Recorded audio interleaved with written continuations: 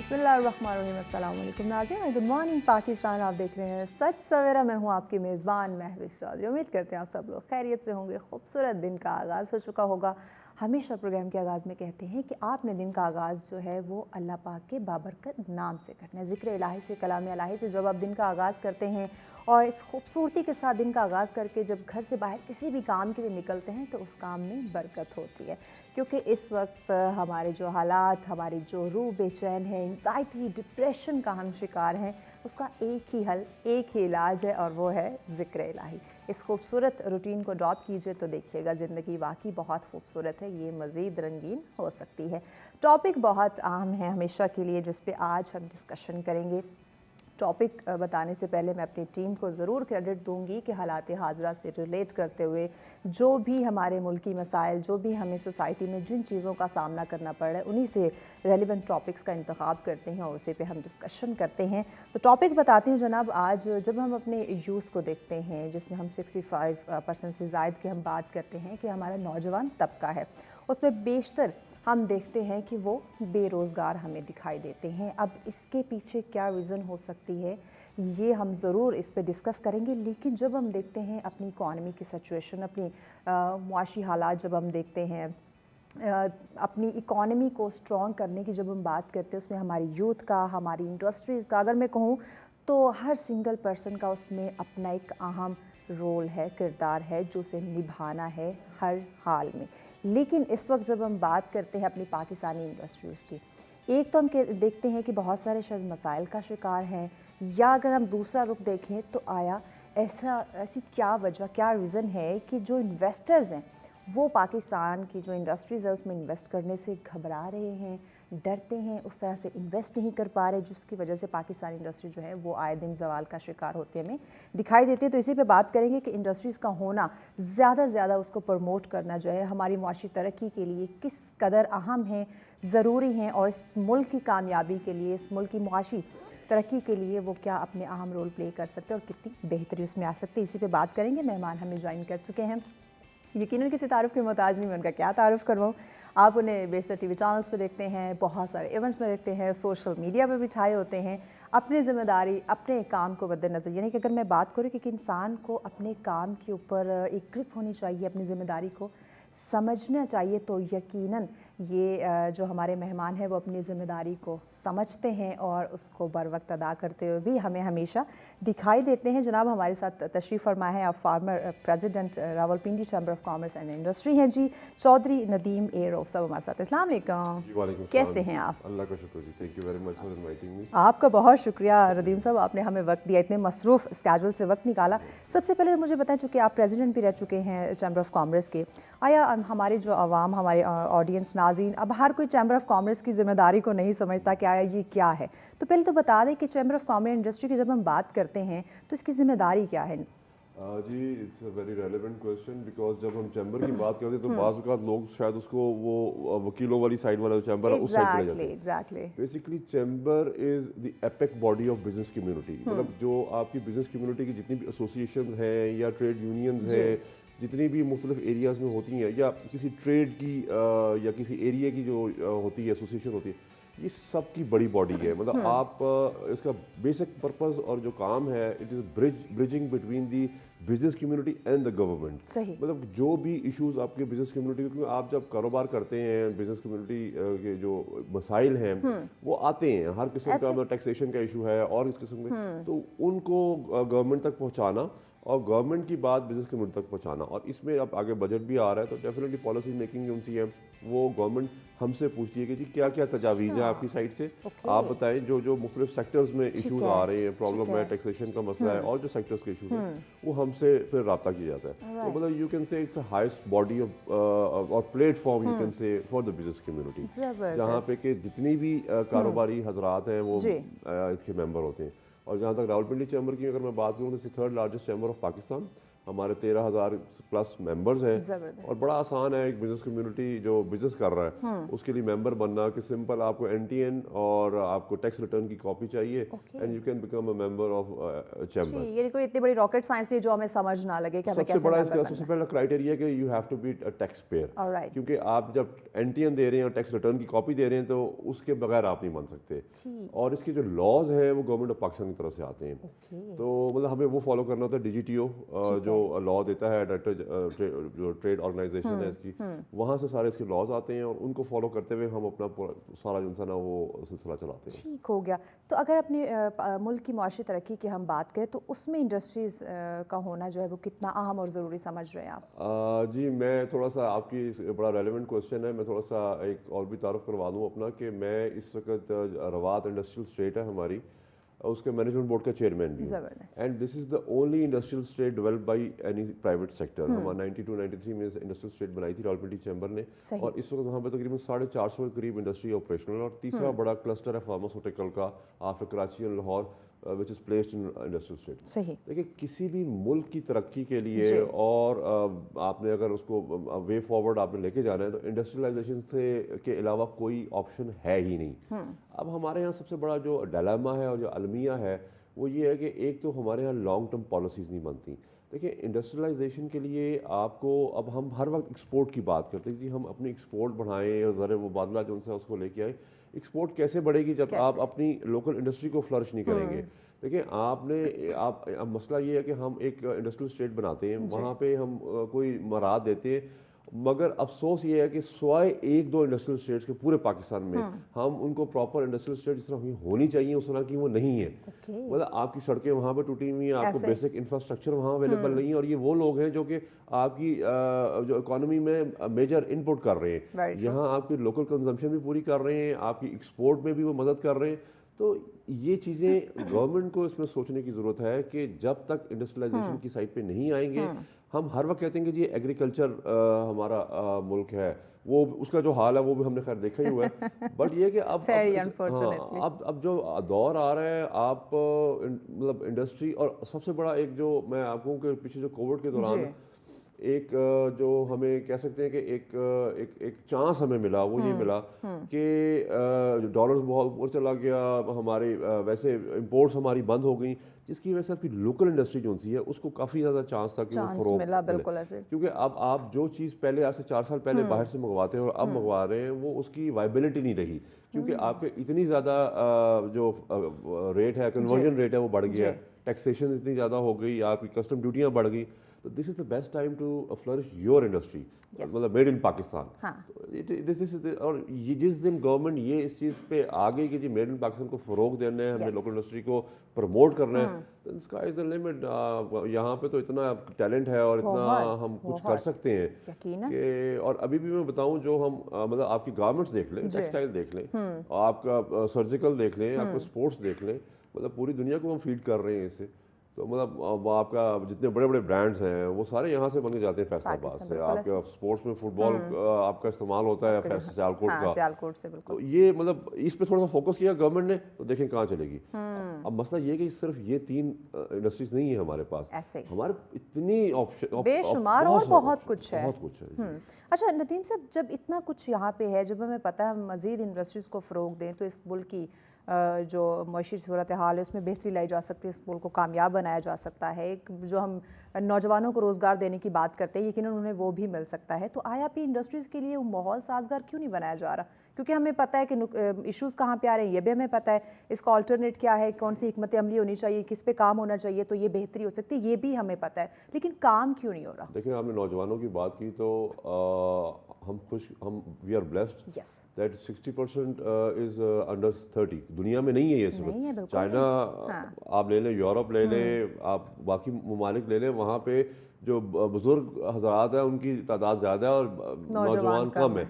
तो ये एक तरह की ब्लेसिंग्स भी है और खुदा न खास्ता ये टाइम बम भी है कि अगर आपने इस नौजवानों को चैनलाइज ना किया तो ये कल को जाके एक बहुत बड़ा मसला बन सकता है। अब इसमें सबसे बड़ा इंपॉर्टेंट चीज़ है कि हमें इस टाइम अगर हम बात करते हैं इंडस्ट्रियलाइजेशन की या स्किल्ड वर्कफोर्स की, तो हमें टेक्निकल एजुकेशन की तरफ लेके जाने की ज़रूरत है बहुत ज़्यादा।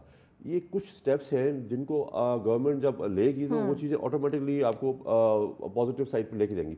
टेक्निकल वोकेशनल एजुकेशन पूरी दुनिया में अब तो आप अगर जापान की हम बात करें तो मैट्रिक के बाद ही वो बच्चे का एक्यूमेंट देख लेते हैं कि वो किस साइड पे वो जा रहा है और उसको उस साइड पे लेके जाते हैं कि आपको एक स्किल्ड आपके पास आए। तो हमारे यहाँ एक तो टेक्निकल एजुकेशन की कमी है, उसके अलावा जो गवर्नमेंट की आपने बात की कि जी उसको क्या स्टेप्स लेने की जरूरत है। देखिए 2-3 बहुत मोटी मोटी चीज़ें हैं। एक तो ये कि हमें लॉन्ग टर्म पॉलिसी चाहिए। यहाँ पे मसला ये होता है कि 5 साल के लिए गवर्नमेंट आती है जो 5 साल भी पूरे पर कर पाती, ठीक है ना। अब हर गवर्नमेंट के अपने एजेंडाज हैं, अपने पॉलिसीज हैं। अब किसी भी जो डेवलपिंग कंट्री है या डेवलप्ड कंट्रीज है, हम अपने हमसाया मुल्क की बात करते हैं, दूर नहीं जाते, वहाँ पे आपकी जो मर्जी गवर्नमेंट आए बट जो आपकी इकोनॉमी पॉलिसी है वो डी ट्रैक नहीं होती। वो 10 से 15 साल की उस पर चलती है, प्लानिंग पे चलती है कि उससे होता क्या है। अब हम ये नहीं बात करते कि भाई कौन अच्छा है कौन बुरा है। जिसने कोई एक प्रोजेक्ट लॉन्च किया है या एक इंडस्ट्री या कोई पॉलिसी बनाई है, 3 साल 5 साल तो बहुत थोड़े होते हैं। 3-4 साल बाद तो वो मैच्योर होना शुरू होती है, स्ट्रीमलाइन होती है। जब वो वहाँ पहुँचती है तो आप ठक करके उसको वहाँ पे ख़त्म करते हैं without any giving any time. तो वो फिर किस तरह चीज़ें आगे चलेंगी। Long term policy that is very important. Plus आपको फैसिलिटेट करना है लोगों को। अब जो प्रोडक्शन कॉस्ट है वो इतनी ज़्यादा ऊपर चली गई है और हम प्लान नहीं कर सकते। मैं तो ये कहता हूँ क्योंकि आई एम ऑल्सो, मैं भी मतलब इसी शोबे से वाबस्ता हूँ कि मेरी मैन्युफैक्चरिंग है। मैं कहता हूँ पाकिस्तान में मैन्युफैक्चरिंग करना किसी जहाज से कम नहीं है कि हमें इतने चैलेंजेस फेस करने पड़ते हैं, इतने डिपार्टमेंट्स हैं। मतलब आपकी अगर मैन्युफैक्चरिंग के अंदर मतलब मैन्युफैक्चरिंग आप अगर मैन्युफैक्चर कर रहे हो, पहली बात यह कि आपने लेबर को डील करना है। दूसरी बात आपने कुछ 36 किस्म के इदारों को डील करना है जो कि आपके रोज गेट पे आए होंगे। मतलब उनका काम सिर्फ तंग करना है कि यार तुम चला क्यों रहे हो, या तो हमें पैसे दो या इसको बंद कर दो। मतलब फिर उसके अलावा मतलब आपके इतने ज़्यादा और यूटिलिटीज़ के इश्यूज हैं। You can not force your self in next 5 months 6 months कि यार आपने किस रेट पे चीज़ बेचनी है, क्योंकि आपको पता नहीं कल बिजली का क्या रेट होगा, आपको गैस का क्या रेट होगा, आपको ये मिलेगी भी कि नहीं तो मिलेगी। रातों रात बहुत कुछ बदल जाता है जी। देखिए ये जितनी भी आपकी इंडस्ट्री है या आपकी जो मैन्युफैक्चरिंग साइड है, ये 4-6 महीने पे नहीं हम प्लान कर सकते। तो वो लॉन्ग टर्म चाहिए, एक पैकेज चाहिए कि यार ये इंडस्ट्री है, ठीक है, आप इसको बाइफरकेट करें आपकी बाकी चीज़ों के साथ। जो आपकी मैन्युफैक्चरिंग में है या इंडस्ट्री चला रहा है उसे कहेंगे जी ये आपका टैरिफ है और ये फिक्स है for x amount of time, ताकि आपको पता हो कि यार हाँ मुझे 2 साल के लिए ये चीज़ मिल गई है और मुझे ये इंसेंटिव इस पे मिले हैं। आप टैक्स हॉलीडे दें, ठीक है ना, आप उसको छूट दें जो हैवी मशीनरी इंपोर्ट कर रही है for the purpose of manufacturing. तो इसी तरह चीजें जो उनसी है ना वो बेहतरी आ सकती है, लोग इस साइड पर जाएंगे फिर। एग्जैक्टली। नदीम साहब मजीद भी डिस्कशन को आगे बढ़ाते हैं, लेकिन आपकी काविशें, आपने जो खिदमत सर अंजाम दी है उसी से रिलेटेड हमारी टीम ने एक लूप तैयार किया है, वो देखते हैं, नाज़रीन को भी दिखाते हैं, फिर गुफ्तगू को आगे बढ़ाएंगे। जी प्ले कीजिए। वेलकम बैक नाज़रीन। ज़बरदस्त, क्या बात है जी। ऐसे लोग यकीनन जो हमारे पाकिस्तान का फ़ख्र है उन्हें अप्रिशिएट करना चाहिए और ये हमारे साथ तशरीफ़ फरमाया। नदीम साहब मुझे बताइएगा, हम इंडस्ट्री की बात कर रहे हैं, माशाल्लाह आपने भी अपने ज़िंदगी के सालों जो है वो इस इंडस्ट्री में इन्वेस्ट किया, अभी भी आप जो हैं इसी में मौजूद हैं, अपनी खिदमत से अंजाम दे रहे हैं। मुझे बताइएगा कि लोग अब कतरा क्यों रहे, घबरा क्यों रहे हैं पाकिस्तान इंडस्ट्रीज़ में इन्वेस्ट करने से, क्या रीज़न? देखिए ये वही रीज़न है कि आप जब हम बात करते हैं कि जी FDI की, फॉरेन डायरेक्ट इन्वेस्टमेंट, उसमें एक्सपैट हैं या आपके जो मुख्तलिफ ममालिक से कंपनीज हैं, लोग हैं, वो घबराते क्यों है कि आपको पता नहीं होता कि जब आप पैसा बाहर से यहाँ भेजते हैं पाकिस्तान में, क्योंकि देखें 2 चीज़ों में पैसा हमारा ज़्यादा पार्क होता है, या आपका प्रॉपर्टी सेक्टर में या आपकी इंडस्ट्री में, जो ख़ास तौर पे एक्सपर्ट्स बैठे हुए हैं बाहर पे या जिन्होंने कोई इन्वेस्टमेंट करनी है पाकिस्तान में। अब ये भी जिस तरह मैंने बात की इंडस्ट्री की, तो ये भी गवर्नमेंट को बड़ी मतलब कोई ज़रूरी है और उनको ये पॉलिसी लाने की ज़रूरत है कि कोई अगर पाकिस्तान में इन्वेस्टमेंट के लिए कोई पैसे भेजते हैं तो उनको उसको कवर देना ज़रूरी है। और वो कवर आपका 1-2 साल का नहीं है, कम से कम 5 से 10 साल का, कि जी आपका जो पैसा आ रहा है, जिस जगह आप लगा रहे हैं, वो आपको नहीं छेड़ा जाएगा, नहीं तंग किया जाएगा। जब एक बंदे को पता है कि जी मैंने पैसे भेजने हैं, यहाँ पे इन्वेस्टमेंट करनी है और कल को पता नहीं होना, कि भी कहाँ वो पैसा जा रहा है या वो पैसा वो पॉलिसी ही खत्म हो गई, तो वो लोगों ने घबराना ही है। फिर होता क्या है, फिर इस सूरत में वो पैसा जाता है जहाँ पे आपकी डेड इन्वेस्टमेंट है उस साइड पे। अब मैं एक छोटी सी मिसाल दूंगा आपको कि अभी जो पिछली गवर्नमेंट थी उसमें एक स्कीम दी गई, मिनिस्ट्री स्कीम दी गई, जिसमें कि आपके प्रॉपर्टी सेक्टर में कि आपका जितना भी ब्लैक मनी है वो उसको आप लेके आएँ, कुछ बनाएं, अपना इन्वेस्टमेंट करें, आपसे नहीं पूछा जाएगा। ठीक है, ये हम बिल्कुल बात मानते हैं कि एक जो आपका जो रियल एस्टेट सेक्टर है या जो आपकी कंस्ट्रक्शन इंडस्ट्री है उससे रिलेटेड तकरीबन 25 से 30 इंडस्ट्रीज अलाइड हैं, एफिलिएट है। बट मसला ये है कि ये हमारे यहाँ एक डेड इन्वेस्टमेंट है, उसका कोई आपका रोल ऑन नहीं होती।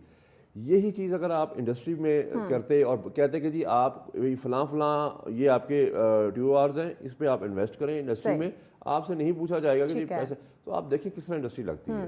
तो ये चीज़ें जो हैं ना बहुत ज़रूरी है कि आपने जो पैसे लगा रहे हैं हमारे मुल्क में, चाहे वो हमारे यहाँ के लोग अपने लगा रहे हैं, एक्सपर्ट्स लगा रहे हैं, या बाहर से कंपनीज आ रही हैं लगाने के लिए, उनको लीगल कवर और उनको श्योरिटी वन विंडो ऑपरेशन होना चाहिए, ख़ास तौर पर इन लोगों के लिए।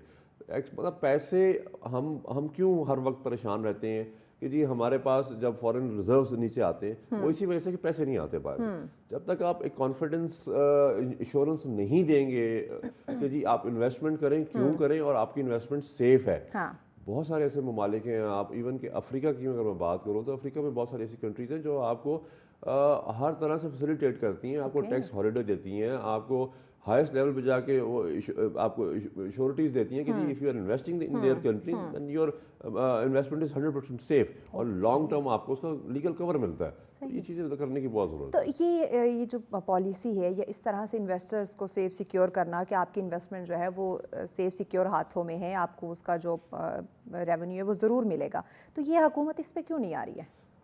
देखिए जी, हुकूमत जो उनकी है ना, क्योंकि इसका पॉजिटिव प्लस पॉइंट है ना, आपको फ़ायदा है इसका। लेजिस्लेशन की ज़रूरत है बहुत ज़्यादा, सबसे पहली बात तो ये है। दूसरी बात तो ये है कि वही आपका जो लोगों में कॉन्फिडेंस बिल्डिंग, और तीसरी बात यह है कि मैं हमेशा हर वक्त एक बात करता हूँ कि हमारे जो फॉरेन मिशंस हैं वहाँ पर जो आपके ट्रेड अटैचीज बैठे हुए हैं, उनका मकसद क्या है, वो पाकिस्तान से वहाँ जब गए हैं, पाकिस्तान की जो ट्रेड है, पाकिस्तान की जो प्रोडक्ट्स हैं उनको प्रमोट करने के लिए। जब तक वो अपना पूरा रोल प्ले नहीं करेंगे कि भी जो पाकिस्तानी बैठे हैं उनके पैसे यहाँ पे सेफ हैं, वो पैसे लाएं, और जो दूसरे ममालिक के लोग हैं वो पाकिस्तान में इन्वेस्टमेंट करना चाहते हैं तो आएँ और सेफ। क्योंकि देखिए पाकिस्तान चाहे जैसे भी हालात हों, it's a gold mine where you are located geographically. तो हर बंदा चाहता है, यहाँ पे छोटी पॉपुलेशन नहीं है, आप 25 करोड़ से प्लस की आबादी है, और आप यहाँ पे मतलब लोग इन्वेस्टमेंट करना चाहते हैं, प्रोजेक्ट खोलना चाहते हैं। घबराते क्यों है? सिर्फ इसी वजह से कि जी यहाँ पे आपको कोई प्रॉपर इसका बाद में इंश्योरेंस नहीं है या लीगल कवर नहीं है, सिक्योरिटी नहीं है। ठीक है नदीम साहब, मजीद डिस्कशन करते हैं, ब्रेक लेनी है नाज़रीन। ब्रेक के बाद मजीद अपने मेहमान से इंडस्ट्री के हवाले से और माशी तरक्की के लिए हम और क्या रोल प्ले कर सकते हैं उस पर बात करते हैं, लेकिन इस ब्रेक के बाद साथ रहिए।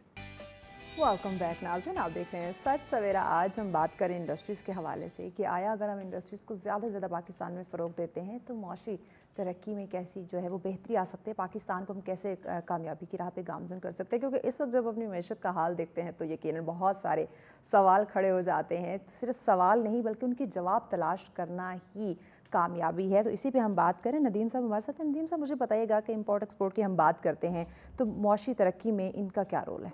देखिए जी, एक्सपोर्ट हर मुल्क की एक रीढ़ की हड्डी का किरदार अदा करती है। अच्छा, अब इसमें दो किस्म की एक्सपोर्ट्स हैं। एक तो ये कि आप एक प्रोडक्ट बना रहे हैं और उसको बाहर भेज रहे हैं। अब हमारे यहाँ मैंने शुरू में भी जिस तरह बात की कि डायलेमा है कि हमने सिर्फ 3-4 जो सेक्टर्स हैं उन पर फोकस किया हुआ है। टेक्सटाइल है, स्पोर्ट्स है, सर्जिकल है, ये इन पे बहुत ज़्यादा फोकस है, गिने चुने आइटम। हाँ, नो डाउट कि हमने इसमें बहुत ज़्यादा तरक्की की, हमने बहुत ज़्यादा इसमें अपने आप को एक्सेल किया, but sky is the limit. There are so many products जो कि हम बना सकते हैं। गवर्नमेंट थोड़ा सा उसमें फोकस करे तो बहुत उसके अच्छा रेवेन्यू से जनरेट कर सकते हैं। अब अगर मैं इसमें एक्सपोर्ट के पॉइंट ऑफ व्यू से बात करें तो जीएसपी प्लस का बड़ा अहम रोल रहा है हमारी एक्सपोर्ट में, जो कि आपको इंसेंटिव्स देता है यूरोपियन मंडियों तक रसाई हासिल करने के लिए। अब इसमें भी वो हमें जब जीएसपी प्लस वाले यहाँ पे यूरोपियन यूनियन के हजरात आते हैं हमारे पास, तो इसी बात का रोनर होते हैं कि जी 150 आइटम है जीएसपी प्लस में। आप सिर्फ 4 से 5 आइटम्स का फ़ायदा उठा रहे हैं। तो बाकी जो आइटम्स हैं उनपे भी ज़रा फोकस किया जाए और उनको एक्सपोर्ट की तरफ लाया जाए। और दूसरी बात जो हम करते हैं कि जी हम एक्सपोर्ट्स जो होती हैं, आप EPZs बनाए, एक्सपोर्ट प्रोसेसिंग जोन्स बनाए जाएं, वहाँ पे इंडस्ट्री लगे, उनको एक ख़ास इंसेंटिव दे के तो एक्सपोर्ट की जाए। देखिए एक EPZ एक्सपोर्ट प्रोसेसिंग जोन बनाने के लिए एक बड़ा इंफ्रास्ट्रक्चर रिक्वायर्ड है, बहुत सारा एरिया रिक्वायर्ड है, ठीक है, कुछ बने भी हुए हैं, गवर्नमेंट कुछ प्लान भी कर रही है, बट वो जब आप प्लान करती है और उसकी एग्जीक्यूशन में तकरीबन 5 से 8 साल लग जाते हैं कि आपने रोड नेटवर्क बनाना है, वहाँ पे आपको यूटिलिटी फैसिलिटीज देनी है। एक बड़ा सिंपल सा फार्मूला है, मैं हर दफ़ा ये कहता हूँ कि आप जो क्लस्टर्स में जो है ना इसको करने की इजाज़त देते हैं। और इसकी मिसाल हमारे लिए जो है सबसे बड़ी वो IT की है कि IT टावर्स बनते हैं और आप उसको एक वो उसका एक दर्जा दे देते हैं IT पार्क का या हब का, और उसको वहाँ इंसेंटिव दिए जाते हैं। आप देखेंगे जी आपके छोटे छोटे जो मुख्तलिफ प्रोडक्ट्स हैं या आइटम्स हैं, वो जहाँ पे जिस एरिया में बन रहे हैं, मैं वज़ीराबाद की मिसाल ले लूँ जहाँ पे कि बहुत सारा कटलरी बन रही है और इस किस्म की चीज़ें बन रही हैं, आप उस क्लस्टर को, उस एरिया को आप एक दे देंगे जी एक्सपोर्ट प्रोसेसिंग जोन का। सही। अब मैं एक्सपोर्ट प्रोसेसिंग जोन की क्यों बात करता हूँ कि जब एक्सपोर्ट प्रोसेसिंग जोन की आप बात करते हैं ना, तो आप उनको खास इंसेंटिव देते हैं, बिल्कुल, जिसमें टैक्स हॉलीडेज हैं, उसमें आपको जो और ड्यूटीज़ हैं वो कम है, और आपको एक्सपोर्ट में उसको काफ़ी ज़्यादा मराद दी जाती है। ये इंसेंटिव्स जो उनसे देने पड़ेंगे गवर्नमेंट को, और ये एक्शंस लेने पड़ेंगे जिससे कि फिर आपकी एक्सपोर्ट बेहतर हो। ठीक है, तभी बेहतरी जो है अच्छा, इसमें एक इंपॉर्टेंट चीज़ मैं बताऊँ, एक जो सबसे बड़ी जो एक्सपोर्ट है वो आपकी है मैन पावर की, ह्यूमन रिसोर्स की। ये वो लोग हैं जो कि आपको अरबों डॉलर भेज रहे हैं कमा के पाकिस्तान में, और इस वक्त पूरी दुनिया में इतनी ज़्यादा मैन पावर की रिक्वायरमेंट है कि अगर उस पर थोड़ा सा फोकस किया जाए तो ये ही बहुत बड़ा आपका रिसोर्स है एक्सपोर्ट्स का। ठीक, यानी कि अगर हम बात करें नदीम साहब, तो हमारे पास सोल्यूशन मौजूद है, हमारे पास हिकमत अमली है, लेकिन हम कहीं ना कहीं सुस्ती दिखा रहे हैं उस पर अमल दरामद या उस पर तवज्जो देने के मामले में। सुस्ती का लफ्ज़ तो आपने बड़ा प्यार से इस्तेमाल किया, मैं कहता हूँ क्रिमिनल है। क्रिमिनल है जो आजकल के हालात हैं, आपको इतनी अपॉर्चुनिटीज मिल रही हैं पूरी दुनिया में, हम उसको नहीं कर रहे। हम दिन ब लोग आगे बढ़ रहे हैं लेकिन हम दिन ब दिन पीछे आते जा रहे हैं। ये वेरी अनफॉर्चुनेटली हमारे लिए सोचने की बात है। मुझे पता है कि पाकिस्तान इंडस्ट्री की अगर हम बात करते हैं तो उसकी बहाली के लिए, क्योंकि बहुत सारी इंडस्ट्रीज आती हैं, वो चली जाती हैं, किसी न किसी वजह से उन्हें सपोर्ट नहीं मिलती, तो आया चैम्बर ऑफ कॉमर्स इंडस्ट्री जो है वो क्या रोल प्ले कर रही है वापस उनकी बहाली के लिए या उनको मजीद बूस्ट करने के लिए? देखिए जी, चैम्बर, जिस तरह मैंने बताया कि चैम्बर जो इदारा है वो सब इंडस्ट्रीज भी उसमें आती हैं, ट्रेडर्स भी आते हैं और आपके होलसेलर रिटेलर्स भी आते हैं, सबका वो एक इदारा है। हमने हर फोरम पे, हर जगह पे जो मसाइल हैं, जो इश्यूज़ हैं, जो मैन्युफैक्चर को आ रहे हैं, जो एक इंडस्ट्री वाले को आ रहे हैं, वो हर सतह पे उठाए हैं। चाहे वो आपके प्राइम मिनिस्टर हो, वजीर हो, सेक्रेटरीज हो, या जो भी उससे रिलेटेड चीज़ है, मतलब है, इवन कि जो बाहर के फॉरेन मिशंस हैं। अब हमारा एक जो सबसे बड़ा एक हमारा एक हम कहें कि हमारा एक सिग्नेचर हमारा चीज़ है, वो ये है कि हम साल में कम से कम 8 से 10 दफ़ा मुल्क से बाहर जाते हैं, जिसमें कि हमारे ट्रेड डेलीगेशन जाते हैं, वहाँ पे हम बिजनेस अपॉर्चुनिटी कॉन्फ्रेंसेस करते हैं, वहाँ पे हम जाके लोगों को B2B मीटिंग्स करवाते हैं, ताकि यहाँ के लोग वहाँ जाएं और वहाँ जाके कोलैबोरेशंस करें, JVs करें। मैं आपको मतलब हमारा एनुअल एक इवेंट होता है जिसमें तकरीबन 200 से 300 लोग जाते हैं मुख्तलिफ मुल्कों में। अब वहाँ पे जाने का मकसद ये होता है कि वो लोग जो कि वैसे ट्रैवल करेगा अपने तौर पे, तो शायद उसको वो अपॉर्चुनिटी ना मिले जो कि हमारे साथ जाके मिलेगी, क्योंकि हम हाईएस्ट लेवल पे जाके government to government, chamber of commerce की तरफ से जो जाते हैं, सही हाईएस्ट लेवल पे गवर्नमेंट टू गवर्नमेंट वहाँ इंटरेक्शन करवाते हैं। वहाँ की जो इंडस्ट्रीज हैं, जो उनके चैम्बर्स हैं, जो बिजनेस कम्युनिटी है, उनको हम एक प्लेटफॉर्म पे बनाते हैं। और अगर फर्ज करें एक कोई मैन्युफैक्चरर है, वो शूज़ बना रहा है, तो वहाँ पे जो बन रहे हैं और जो लेटेस्ट टेक्नोलॉजी इस्तेमाल की जा रही हैं, उनको बिठा के बहुत सारी ऐसी जगहों पे हमने JVs करवाए हैं, हमने MOUs करवाए हैं, हमने टेक्नोलॉजी ट्रांसफ़र की बात की है कि वहाँ से यहाँ पे आया जाए। एक्सपोर्ट्स इसी तरह हमारी बेहतर हुई हैं। तो chamber is doing day in day out a lot of things for the business community and for their members. तो कैपेसिटी बिल्डिंग है इसमें और बहुत सारी चीज़ें जो कि हम हर वक्त लगे रहते हैं, और all over around the world. इसी तरह बाहर से जब मिशंस आते हैं पाकिस्तान में, कोई ट्रेड डेलीगेशन आ रहा है किसी भी मुल्क का, तो सबसे पहले चैम्बर को कांटेक्ट करता है, तो वो हमारे चैम्बर में आते हैं। उसी से रिलेटेड जो लोग हैं हमारे यहाँ पे पिंडी में, इस्लामाबाद में, हम उनको बुलाते हैं। तो वो एक जो इंटरेक्शन होता है, वो एक फिर डेफिनेटली एक फ्रूटफुल उसका नताइज निकलते हैं। सही। चैम्बर तो लगा हुआ है एक बिल्कुल आप अपनी हाँ, कोशिश जारी अल्लाह का रखे हुए। शुक्र है कि हम लोग बिल्कुल जिनसा ना नीयत के साथ हाँ। खास तौर पर अगर रावलपिंडी चैम्बर की बात की जाए तो ये तो पूरी पाकिस्तान में मानी जाती है इसकी बात। जबरदस्त is one of the happening chamber, और जो कि बहुत ज़्यादा ट्रेड प्रमोशन में अपनी जो बिजनेस कम्युनिटी है उसको फैसिलिटेशन देने में, उनकी जी। कैपेसिटी बिल्डिंग में जी। हम हर वक्त काम कर रहे हैं। जबरदस्त। यूथ के लिए, नौजवानों के लिए अपॉर्चुनिटीज़ क्रिएट करने में चैम्बर ऑफ कॉमर्स क्या रोल प्ले कर रहा है? देखिए, यूथ के लिए हम रेगुलर बेसिस पे हम अपने सेमिनार्स कंडक्ट करते हैं अपने मेंबर्स के लिए। उसमें से नॉन मेंबर्स भी आ सकते हैं और आते हैं। हम उनके लिए मुख्तलिफ वर्कशॉप्स अरेंज करते हैं जो कि फ्री ऑफ कॉस्ट होती हैं। We don't charge anything from it. और डेफिनेटली जो चैम्बर में आके सेमिनार देता है या वर्कशॉप करता है मुख्तलिफ चीज़ें, चाहे वो IT से रिलेटेड हो, आपका ऑनलाइन सेलिंग से रिलेटेड हो, जो नया कारोबार एंटरप्रेन्योर्स हैं जो स्टार्ट करना चाहते हैं, स्टार्टअप्स लेना चाहते हैं, उनको गाइड करने की बात हो, वो सारा। अब इसमें सबसे बड़ी बात है कि जो स्मेडा है उसका हमारे चैम्बर में ही ऑफिस बना हुआ है। अच्छा। अगर उसने कोई बिजनेस स्टार्ट करना है, उसको फिजिबिलिटी चाहिए, चैम्बर पूरा सपोर्ट करता है, पूरी रिपोर्ट वहाँ से मिल जाएगी। मतलब हमारा तो काम है मतलब फ्रॉम स्टार्टिंग टिल एंड। आपने कंपनी किस तरह फॉर्म करनी है, आपको वो मदद दी जाएगी। कोई एंटरप्रेन्योर आता है, आपने स्टार्टअप अपना लेना है, आपको कनेक्टिविटी किस तरह क्रिएट करनी है with foreign missions, with the donors, how to excel your business। मतलब और एक खास लेवल पे जाके बंदा जब स्टैग्नेंट हो जाता है तो उसको फिर हम लोग बताते हैं कि जी आप ये स्टेप्स लें। या चूंकि जिस तरह मैंने बताया कि रेगुलर वर्कशॉप्स होती हैं, रेगुलर सेमिनार्स होते हैं, तो आप खाली वही अटेंड कर लें तो आपकी कैपेसिटी बिल्डिंग बहुत ज़्यादा हो जाती है। चैम्बर तो खास तौर पे नौजवानों के लिए, हम पिंडी चैम्बर और IT जिसमें हम बात करें इसमें बहुत ज़्यादा अपॉर्चुनिटी है और पाकिस्तान बहुत ज़्यादा कर भी रहा है, उसमें हम काफ़ी ज़्यादा हमारे एनुअली तकरीबन 2 से 3 इवेंट्स होते हैं focused on the entrepreneurs and the IT sector, जिसमें हम मुख्तलिफ यूनिवर्सिटीज़ भी जाते हैं। यूनिवर्सिटीज़ के स्टूडेंट्स को अपने पास भी बुलाते हैं। यानी कि खुद यूनिवर्सिटीज़ जाते हैं वहाँ। हमारे तकरीबन इस वक्त मेरा ख्याल है 10 से 12 यूनिवर्सिटी जिनके साथ MOU भी साइन हुआ है। और हम रेगुलरली एक जो देखिए इसमें अब इशू ये है कि जो एकेडमी या इंडस्ट्री लिंकेज है ना, ये भी हमारा बहुत वीक है। जब तक आपका जो एकेडेमिया और इंडस्ट्रियल लिंकेज मजबूत नहीं होगा तो आपकी एंड प्रोडक्ट ठीक नहीं निकलेगी। आपके जो स्टूडेंट्स हैं वो पढ़ते कुछ हैं, जो प्रैक्टिकल लाइफ में आते हैं तो ऑल टुगेदर 360 डिग्री भी होता है वो। तो वो जब उनको पढ़ाई के दौरान ही बताया जाएगा कि यार ये है प्रैक्टिकल लाइफ और यहाँ पे आपने आपके इस तरह परफॉर्म करना है, आपकी अपॉर्चुनिटीज किस तरह हमने क्रिएट करनी है वो हमें पता है।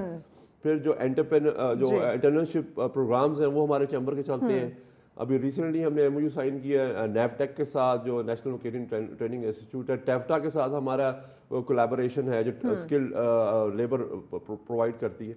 तो ये चीज़ें कॉन्स्टेंटली चैम्बर लगा होता है और मतलब वो बता रहा होता है कि यार ये चीज़ें करनी है, इस तरह आप फैसिलिटेट हम कर सकते हैं। ट्रिगर करता रहता है, आपको जगाए रखता है कि आप ये काम कर सकते हैं। इसके बावजूद हमें देखे बहुत सारे नौजवान जो बिजनेस करना चाहते हैं, एंटरप्रेन्योरशिप की तरफ आना चाहते हैं, लेकिन वो कंफ्यूज होते हैं। आया क्या वो उन्हें चैम्बर ऑफ कॉमर्स की वो जो खिदमात हैं वो लेने से कासिर हैं, उन्हें पता नहीं है कि वो अगर जाएँ डेली बेसिस पे सेमिनार हो रहे हैं वीकली या मंथली तो वो अटेंड करें तो आया वो इन मसाइल का हल निकाल सकते हैं? देखिए जी, कोई भी अगर बिजनेस स्टार्ट करना चाह रहा है तो एक सबसे पहली रिक्वायरमेंट तो होती है कि आपने अपनी कंपनी बनानी है, अपना बैंक अकाउंट बनाना है। और जब आप कंपनी बना रहे हैं तो डेफिनेटली आपने NTN के लिए अप्लाई करना है और आपको टैक्स भी पे करना है। तो मेरी तो सबसे जितने भी नौजवान हैं या इवन जो कि हमारे भाई जो ऑलरेडी बिजनेस कर रहे हैं वर्सेस और मेंबर नहीं बने, तो मैं उन्हें कहूँगा पहली फुर्सत में मेंबर बने। देखिए जी, आपकी फीस इतनी है कि आप 1-2 शादियों पर जो आप सलामी दे देते हैं ना, उतनी साल की आपकी फीस है। 8-10 हज़ार एनुअल फीस है इसकी, ठीक है ना। आजकल तो कुछ भी नहीं, 4 बंदे खाना खाने जाए किसी रेस्टोरेंट में 10,000 का बिल आ जाता है आराम से। और इतना ज्यादा अफादियत है चैम्बर की मेंबर बनने की। देखिए, जो आप बात करें किसी अगर नया कारोबार शुरू करना है तो उसको कांस्टेंट सपोर्ट, कांस्टेंट हेल्प और कांस्टेंट कैपेसिटी बिल्डिंग और कनेक्टिंग विद द वर्ल्ड। आप अगर फर्ज करें आप एक A प्रोडक्ट या X प्रोडक्ट आपने लॉन्च किया या if you are giving the services of any product, then you have to, अब तो वो टाइम नहीं रहा ना कि आपने एक सर्कल में काम करना है, तो अब स्काई इज द लिमिट। पूरी दुनिया आपकी जो है वो क्लाइंट है। तो अगर आपने उस तक पहुंचना है तो फिर chamber is the only forum where you can become a member and get the help। मैं जब प्रेसिडेंट था तो अक्सर मेरे पास लोग आते थे और कहते थे कि जी चैम्बर हमारे लिए क्या करेगा। मैंने कहा जी चैम्बर आपके लिए कुछ नहीं करेगा, आपने चैम्बर से फ़ायदा लेना है। हम तो यहाँ बैठे आपकी खिदमत के लिए हैं। हाँ। आप आए और हमसे, और मैंने आप यकीन जाने कि ऐसे ऐसे मेंबर्स भी हैं जो कि 0 से 100 पे गए हैं सिर्फ चैम्बर में टाइम देने की वजह से, चैम्बर के साथ उसकी जो रिसोर्सेज इस्तेमाल करने की वजह से, क्योंकि हमारे पास अनलिमिटेड रिसोर्सेज होते हैं। हमारी अप्रोच गवर्नमेंट के इदारों तक है, हमारी अप्रोच फॉरेन मिशंस तक है, हमारी अप्रोच जो हमारी एम्बेसीज हैं ओवरसीज में उन तक है, हमारी हर जगह अप्रोच है। तो अब ये एक जो बिजनेस कम्युनिटी का बंदा है उसने हमसे वो फैसिलिटीज़ हासिल करनी है कि मैं अपनी बिजनेस को ग्रो करने के लिए चैम्बर से किस तरह आगे आके दे सकता हूँ। तो आप मेंबर बने, ज़रूर बने, इसमें आपको फ़ायदा ही फ़ायदा है, नुकसान कोई नहीं। लेकिन आया हम मेंबर बनने से पहले हम ये सोचते हैं कि इसमें मुझे चैम्बर क्या फ़ायदा देगा या मैं उसका मेंबर क्यों बनूं, ये कुछ ऐसे ये टैबोज हैं जो कि बहुत गलत हैं।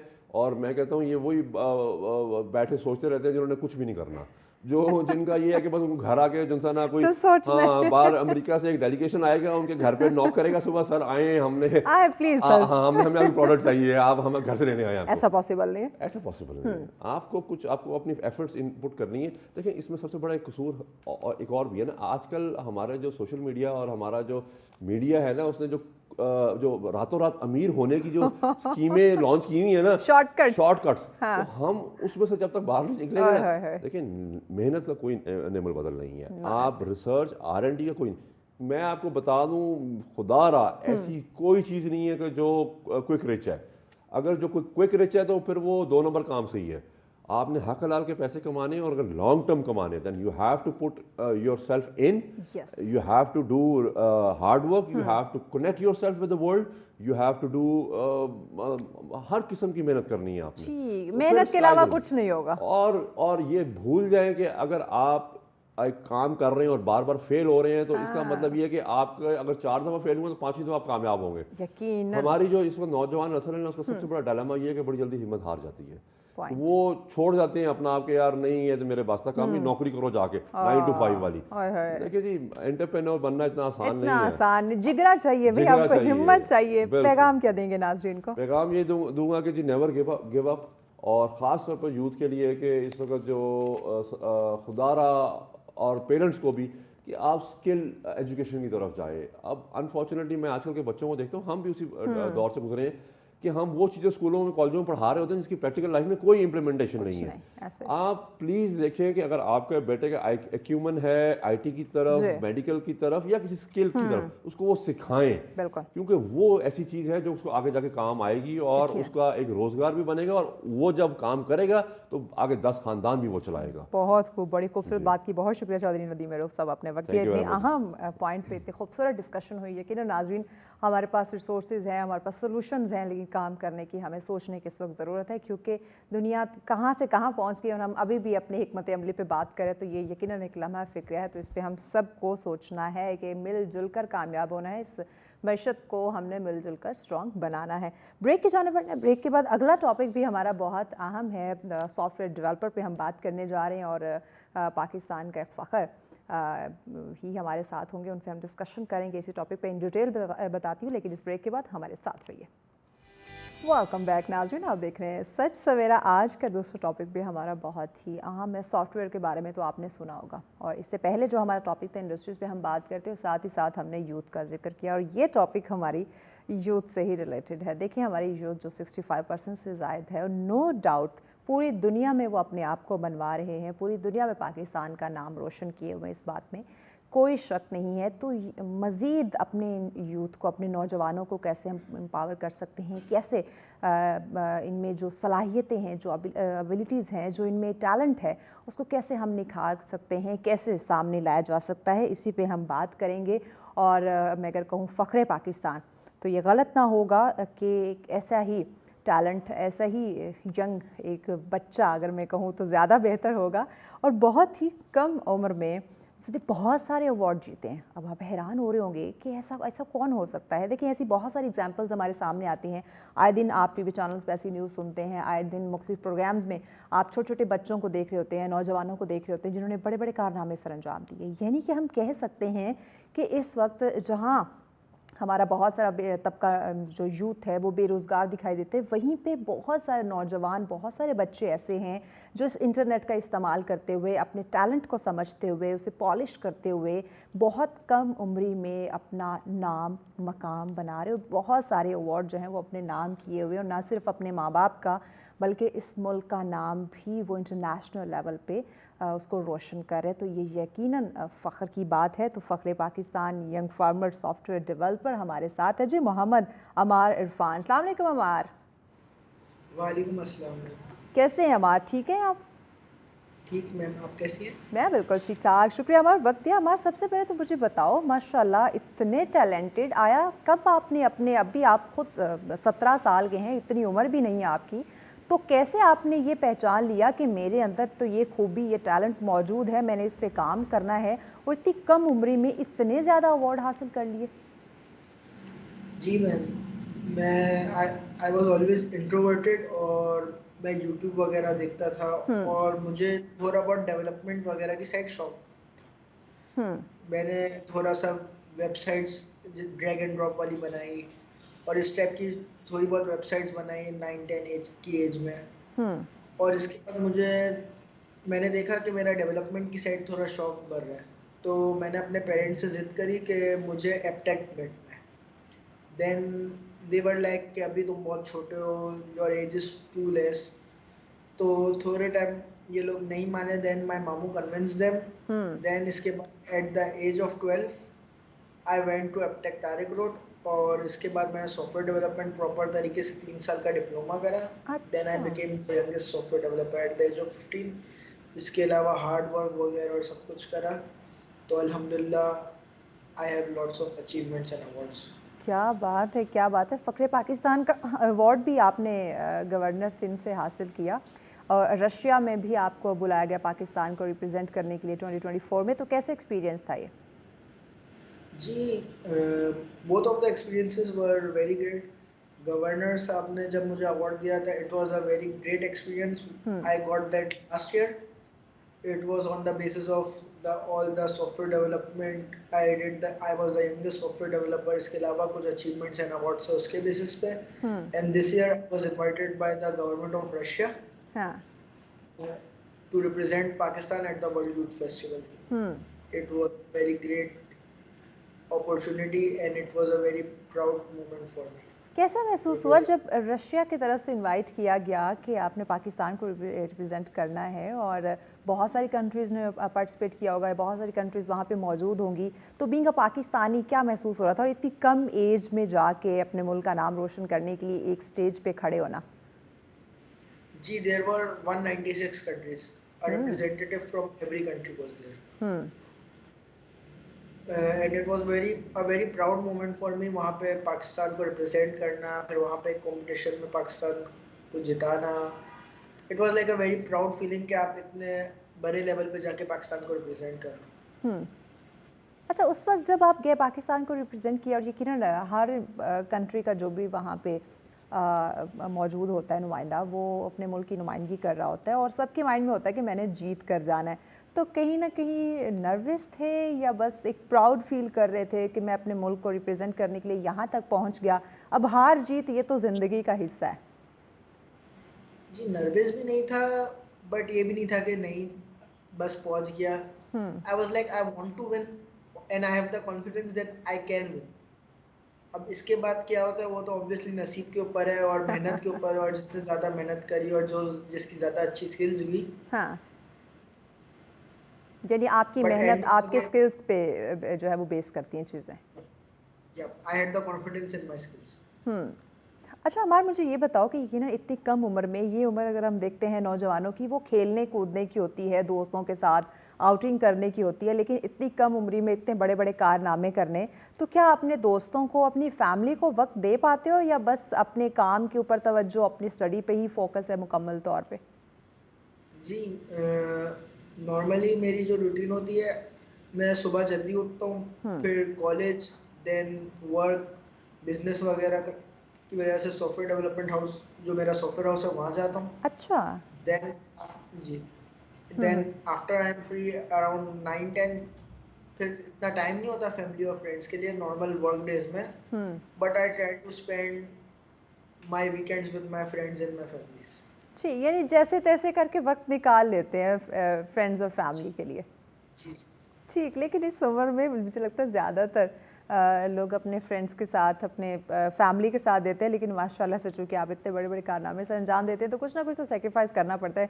हर काम जो है, हर चीज़ जो है वो स्ट्रगल और या कहें कि कुर्बानियाँ मांगती हैं, तो आप भी वो कुर्बानी दे रहे हैं। बहुत अच्छी बात है, क्योंकि आप अपने साथ साथ अपने वालिदैन का नाम रोशन करें, अपने मुल्क का नाम रोशन करें। अच्छा, मुझे बताइए कि सॉफ्टवेयर की टाइप्स कितनी हैं?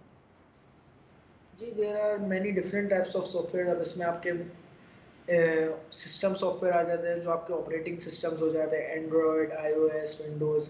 इसके अलावा आपके एप्लीकेशन सॉफ्टवेयर हो जाते हैं, चाहे वो डेस्कटॉप की एप्स हो जाए या मोबाइल की एप्स और गेम्स हो जाए जो आप डेली बेसिस पे यूज़ करते हैं। इसके अलावा आपकी वेब एप्स हो जाती है जो वेबसाइट्स वगैरह जिसमें आ जाती हैं आपकी।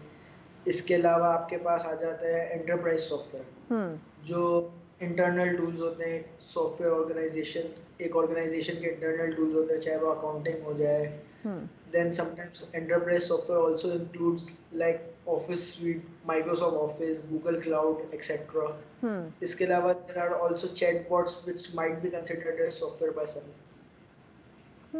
तो इन तमाम तर पे आपको कमान हासिल है?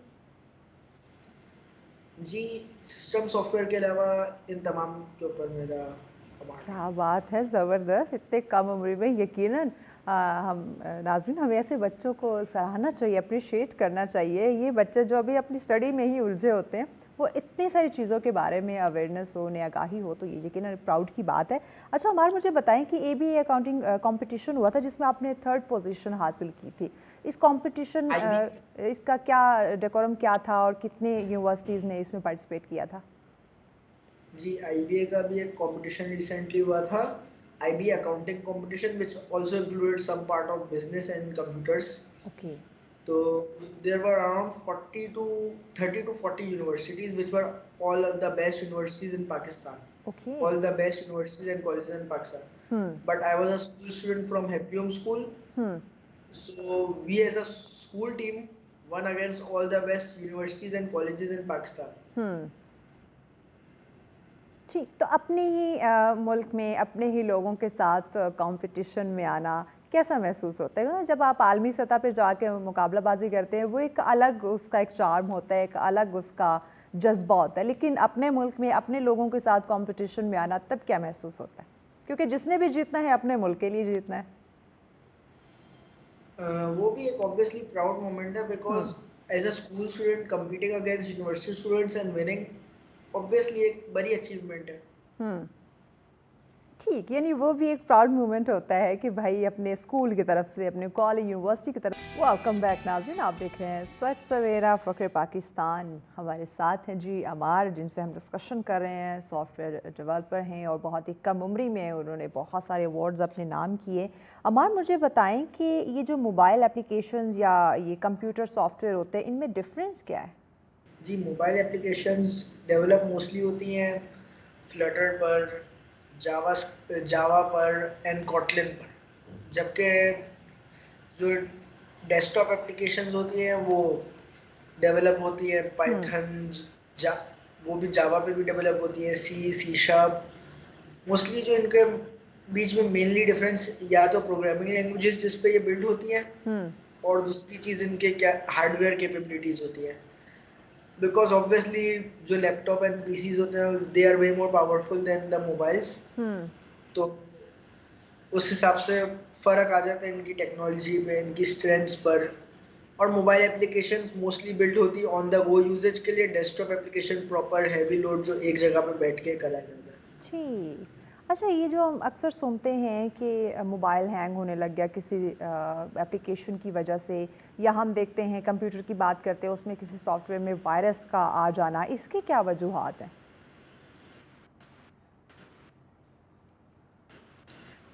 जी, मोबाइल कोई एप्लीकेशन बहुत ज़्यादा हैवी हो यूजेज पर, like it uses too much resources, बहुत ज़्यादा रैम यूज़ कर रही हो, बहुत ज़्यादा स्टोरेज यूज़ कर रही हो, या आपकी storage nearly next to nothing रहती हो, 1-2 GB भी रहती हो, या आपकी रैम बहुत ज़्यादा यूज़ हो रही है because of lots of applications running together.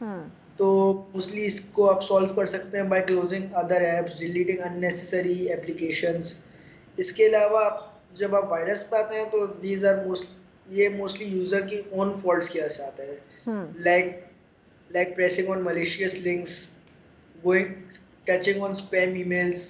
इसके अलावा कोई हैक वगैरह की वजह से, हैक गेम का हैक डाउनलोड करने के चक्कर में आपने कोई वायरस डाउनलोड हो गया, या कोई और अनऑथराइज एप्लीकेशन डाउनलोड करना, अच्छा, एक्सेट्रा।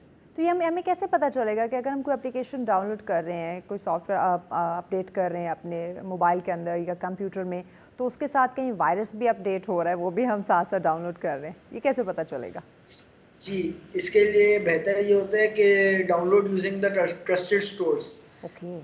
चाहे वो प्ले स्टोर हो गया एंड्रॉयड पे, ऐप स्टोर हो गया आपका iOS पे, इसके अलावा ऐप स्टोर मैकओएस में अवेलेबल है, और विंडोज पे विंडोज स्टोर है। इसके अलावा अगर कोई बहुत ही कोई बड़ा नाम है, कोई ट्रस्टेड कंपनी है, लाइक गूगल से आपको पता है google.com से गूगल क्रोम डाउनलोड करेंगे तो उसमें इशू नहीं आएगा, या discord.com से डिस्कॉर्ड डाउनलोड करेंगे तो इशू नहीं आएगा, because these are trusted companies. या आप ट्रस्टेड वेबसाइट्स या ट्रस्टेड प्लेटफॉर्म्स यूज करेंगे तो आपके लिए ईजियर होगा।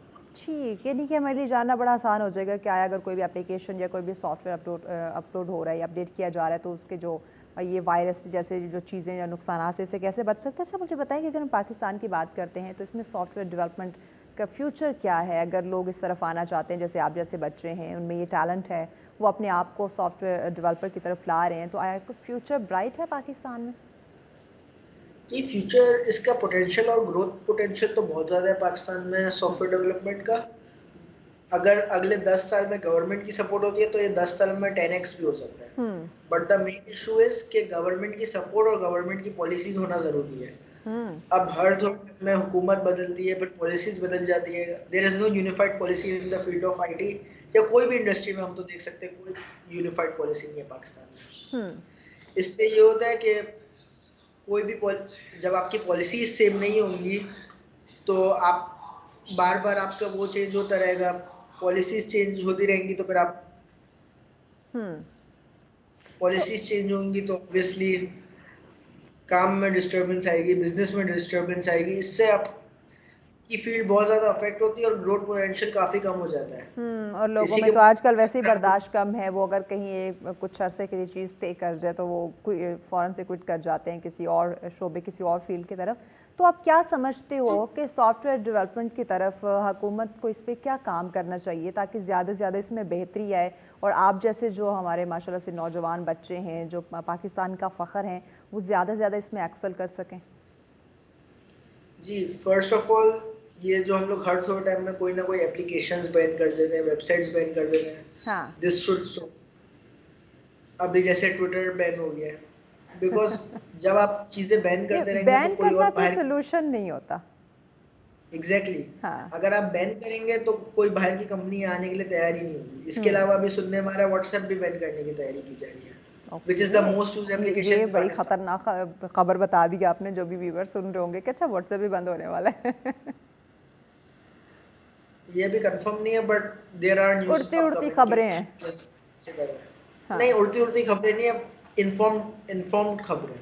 ओह, खतरनाक खबर है। इसके अलावा इसके अलावा पॉलिसीज हमारी एक तरीके से चली है। अभी इमरान खान की हुकूमत है तो कोई पॉलिसीज आ रही है, अच्छा, यहाँ पॉलिसीज चेंज करते रहते हैं, जो भी हुकूमत आती है वो अपनी पॉलिसी अप्लाई करने की कोशिश करती है। अच्छा, मुझे अमाल ये बताओ कि अगर कोई हमारा बच्चा नौजवान आपकी तरह से माशाल्लाह से अगर कोई सॉफ्टवेयर डेवलपमेंट की तरफ आना चाहता है, सीखना चाहता है, उसे शौक़ है, एक तो होता है कि उसमें अल्लाह पाक की तरफ से ये टैलेंट होता है कि वो अपने उस स्किल को खुद ही पॉलिश कर लेता है, खुद ही सीख जाता है, लेकिन कुछ होते हैं उन्हें लगता है कि इसमें स्कोप है या मुझे शौक़ है इस फील्ड में आने का, तो वो कैसे सीखे? बेसिक उन्हें किन चीज़ों को फॉलो करने की ज़रूरत है? जी, सॉफ्टवेयर डेवलपमेंट की फील्ड में वैसे तो आने के बहुत ज़्यादा अलग अलग तरीके हैं। मैंने जो पाथ यूज़ किया था, I went to a vocational training centre, like I went to Aptech Tariq road. It was a pretty good experience for me. 3 साल का प्रॉपर डिप्लोमा था, उसमें हम लोग ने तकरीबन हर टाइप की वेब ऐप, हर टाइप की डेवलपमेंट सीखी सॉफ्टवेयर के रिलेटेड। इसके अलावा आप ऑनलाइन कोर्सेज वगैरह भी कर सकते हैं, but they are only recommended for people who can actually learn online. Okay, अच्छा हम देखते हैं पाकिस्तान में मईशत की बात करें, इकॉनमी की बात करें तो काफ़ी सवाल खड़े होते हैं। हर कोई जो है वो बेरोज़गारी का रोना रो रहा होता है या किसी अच्छे सोर्स ऑफ इनकम की तलाश में होता है। जब हम बात करते हैं ये सॉफ्टवेयर की, तो क्या इसका स्किल सीखना या इस फील्ड में आना आपको मुआशी तौर पे स्ट्रॉन्ग कर सकता है? जी बिल्कुल, ऑब्वियसली किसी भी फील्ड में आना है, कोई भी स्किल सीखना आपको हाँ। स्ट्रॉन्ग कर सकता है, but end of the day ये आपके ऊपर खुद के ऊपर है कि आप क्या थोड़ी मेहनत करने के लिए तैयार हो, हाथ पैर मारने के लिए तैयार हो, हार्ड वर्क करने के लिए तैयार भी हो हाँ, या नहीं। कितनी मेहनत पे इफ यू कितना आर नॉट, बिलीव करते हो? मेहनत इज हाँ, 99% ऑफ एवरीथिंग। ज़बरदस्त। Good luck good luck can be built by hard work. सही। मुझे ये बताओ कि आप हमारे बच्चों को, जो आप जैसे नौजवान हैं जिनमें एक पैशन, एक लगन, शौक़ है कुछ करने का अपने लिए, अपने वालिदैन के लिए, इस मुल्क के लिए, उन्हें पैगाम क्या दोगे? जी मैं यही कहना चाहूँगा कि डोंट फॉलो एनीथिंग ब्लाइंडली। पहले हुँ। आप अपनी खुद की रिसर्च करो, आपको उस जगह पे जाना है, आपको उसमें इंटरेस्ट भी है या नहीं, और आप उस जगह मेहनत कर सकते हो। Can you see your self doing that in 10 years? फिर उसका ग्रोथ पोटेंशियल क्या है? इफ एवरीथिंग इज सेटिस्फाइड, आप अपने सारे सवाल के जवाब दे सकते हो कि आप क्या ये चीज़ कर पाओगे पूरी ज़िंदगी, then you should only go for it. ज़बरदस्त। फुल बहुत शुक्रिया आपको हमार प्रॉपर रिसर्च बहुत के साथ जाना। बहुत शुक्रिया वक्त दिया आपने। थैंक यू सो मच और बहुत बहुत मुबारक हो आपको आपकी इस कामयाबी पे। यकीनन नाज़रीन, जब हम बात करते हैं कुछ भी करने की, किसी भी फील्ड में एक्सेल करने की, कामयाब होने की, तो यकीनन उसके लिए हरकत करनी पड़ती है। हरकत में बरकत है। मेहनत करेंगे तो यकीनन उसका समरात, उसके फल जो हैं वो ज़रूर आपको मिलते हैं। लेकिन बैठे बिठाए कुछ भी नहीं होता। आपको अपने कंफर्ट जोन से बाहर निकलना है कामयाब होने के लिए, अपनी ज़िंदगी को आसान बनाने के लिए, वो चाहे कोई भी फील्ड हो, किसी भी फील्ड की हम बात कर लें। ब्रेक की जाना पड़ रहे हैं। ब्रेक के बाद अगला टॉपिक बहुत अहम है। वो इसलिए अहम है, जैसे हम ये बाकी दीगर टॉपिक्स की बात करते हैं ना, ये हमारी ज़िंदगी से रिलेट कर रहे हैं, तो ये तीसरा टॉपिक भी हमारी ज़िंदगी से रिलेट करता है, हमारे उठने बैठने से रिलेट करता है, हमारी हेल्थ से रिलेट करता है। क्योंकि हमें नहीं पता होता कि आया जो हम उठ बैठ रहे हैं, जो भी हम काम कर रहे हैं, हमारा जो पोस्चर है कहीं वो डिस्टर्ब तो नहीं हो रहा, क्या उसकी वजह से हमारी बॉडी में कोई तब्दीलियाँ तो नहीं आ रही। तो ये जानना बड़ा ज़रूरी है। तो इन डिटेल इस पे हम बात करेंगे, लेकिन इस ब्रेक के बाद साथ रहिए। वेलकम बैक नाज़रीन, आप देख रहे हैं सच सवेरा। हमारा तीसरा टॉपिक जो मैं ब्रेक पे जाने से पहले आपसे डिस्कस कर रही थी कि जब हम देखते हैं अपनी हेल्थ का, जब हम जिक्र करते हैं तो कहीं ना कहीं लापरवाही दिखाई देती है। जब हम अपने ऑफिस का जिक्र करते हैं, काम का, वहाँ पे हम बड़े एक्टिव हो जाते हैं कि भाई मुझे अपने ऑफिस के वर्क को 110% वर्क देना है, परफेक्ट करना है, ताकि मेरे कोलीग्स के सामने, मेरे बॉस के सामने मेरी वाह वाह हो। लेकिन सेहत, जिसको लेके आपने ये सारे काम प्रॉपरली करने हैं, उसको कहीं ना कहीं अवॉइड कर देते हैं। और जब हम ऑफिस वर्क की बात करते हैं, रूटीन की बात करते हैं, घर में बैठे रहते हैं, तो वहाँ पे हमारा जो एक अपने अपने आप के साथ वक्त गुजरता है वो भी हेल्दी नहीं होता। हर वक्त बैठे रहना या उठने बैठने की जब हम बात करते हैं, गलत पोस्चर हमारा होता है। आपने बाज़ देखा होगा कि हम पहले तो बुज़ुर्गों को देखते थे, अब हमारे जो हम नौजवान हैं उनमें भी देखते हैं कि अगर आप कहीं बैठे हैं तो उठने के लिए आपने दोनों घुटनों पे हाथ रखना है, फोर्स करना है और उठना है। तो ये इसमें भी अक्सर सुनने में आता है कि वक्त से पहले बूढ़े हो गए हैं तो अब सहारा लेना पड़ता है किसी चीज़ का उठने के लिए। तो आया उठने बैठने का भी एक तरीका होता है, एक सही पोस्चर होता है। लेकिन जब आपका पोस्चर सही नहीं होगा तो उसकी वजह से और बहुत सारी बीमारियां जन्म ले सकती हैं, आपकी बॉडी में और बहुत सारी तब्दीलियां आ सकती हैं। आपके पट्ठों में खिंचाव आ सकता है, आपकी बॉडी, आपकी जो रीढ़ की हड्डी है वो मुतासिर हो सकती है, आपके घुटनों में दर्द हो सकता है। यानी कि बहुत सारी चीज़ें इससे जो है वो लिंक करती हैं। तो उसी पे हम बात करेंगे और जानेंगे कि आया सिर्फ उठना बैठना ही नहीं, बल्कि इस उठने बैठने के साथ हमारी पूरी बॉडी जो है वो लिंक कर रही है, रिलेट करती है। इसके जो हेल्थ है, इसके जो हम कहते हैं कि आए दिन कहीं ना कहीं हमें जोड़ों के दर्द हो रहे होते हैं, तो उससे इसका बड़ा जो है वो एक गहरा कनेक्शन, ताल्लुक है। उस पर हम बात करेंगे और इस पर डिस्कशन के लिए हमें ज्वाइन किया है जी, और फिजिकल थेरेपिस्ट हैं, असिस्टेंट प्रोफेसर भी हैं, डॉक्टर मुस्तफ़ा साहब हमारे साथ हैं। अस्सलाम वालेकुम डॉक्टर साहब। वालेकुम सलाम। कैसे हैं आप? अल्हम्दुलिल्लाह ठीक ठाक। बहुत शुक्र डॉक्टर साहब, वक्त दिया आपने। ये इस वक्त बहुत बड़ा मसला है। जी हम ये उठने बैठने के जो मसाइल हैं ना, ये वाकई एक बड़ा मसला है कि इससे हमारी पूरी बॉडी की बीमारियां जो है ना वो जुड़ी हुई हैं। तो आया ये जो टॉपिक भी आज का हमारा, ये बुनियादी सवाल भी मैं पहला करूँगी कि उठने बैठने का एक तो ये जो गलत तरीका या गलत अंदाज है, इसका नुकसानात क्या हैं? अच्छा, मैं थोड़ा सा इसको एलाबोरेट करना चाहूँगा। ज़रूर ज़रूर।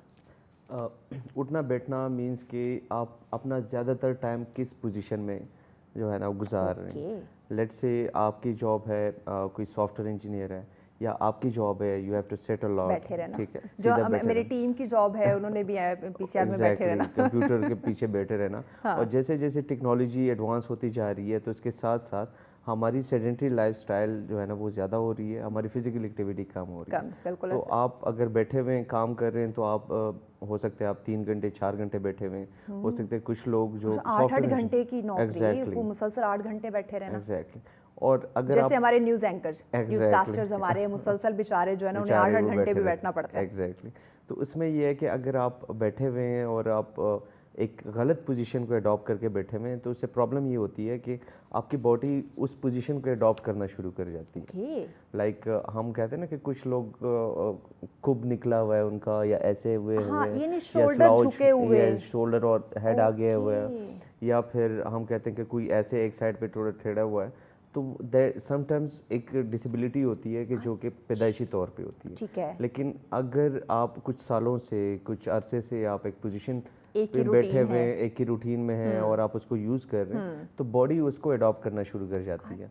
अब जब फिर आप उस पोजीशन को चेंज भी करते हैं तो भी वो एडॉप्टेशन उसमें वहाँ पे पाई जाती है, आप कहते हैं कि वो उसमें रह जाती है, और वो बहुत लिमिटेड होती है, आप समझे कि बहुत माइनर होती है, लेकिन वो आप उस टाइम उसको डिटेक्ट नहीं कर पाते। लेकिन जब वो आपको सिम्टम्स देना शुरू कर जाती है, जब आपको पेन होना शुरू हो जाते हैं, जिस तरह लेट्स से अगर आपकी एग्जांपल में ले लूँ, आप अगर काफ़ी अरसे से यही आपकी जॉब है, आप ये कर रही हैं और आपको गर्दन में दर्द होगा, आपको शोल्डर के बीच में दर्द होगा और कमर में दर्द होना शुरू हो जाता है। तो ये सारी चीज़ें जो हैं वो उसके जो रिस्क फैक्टर्स हम कह सकते हैं कि एक चीज़ डेवलप होने से पहले उसके क्या ज़राए या उसका सोर्सेज हो सकती हैं। तो posture is a main factor जो कि बहुत सारे मस्कुलोस्केलेटल इश्यूज़ को वो जन्म दे सकता है। सही, यानी ये एक कनेक्ट है, लिंक कर रहे हैं एक दूसरे के साथ, और ये अलार्म भी देते हैं। अलार्म भी देते हैं। तो अब ऐसा है कि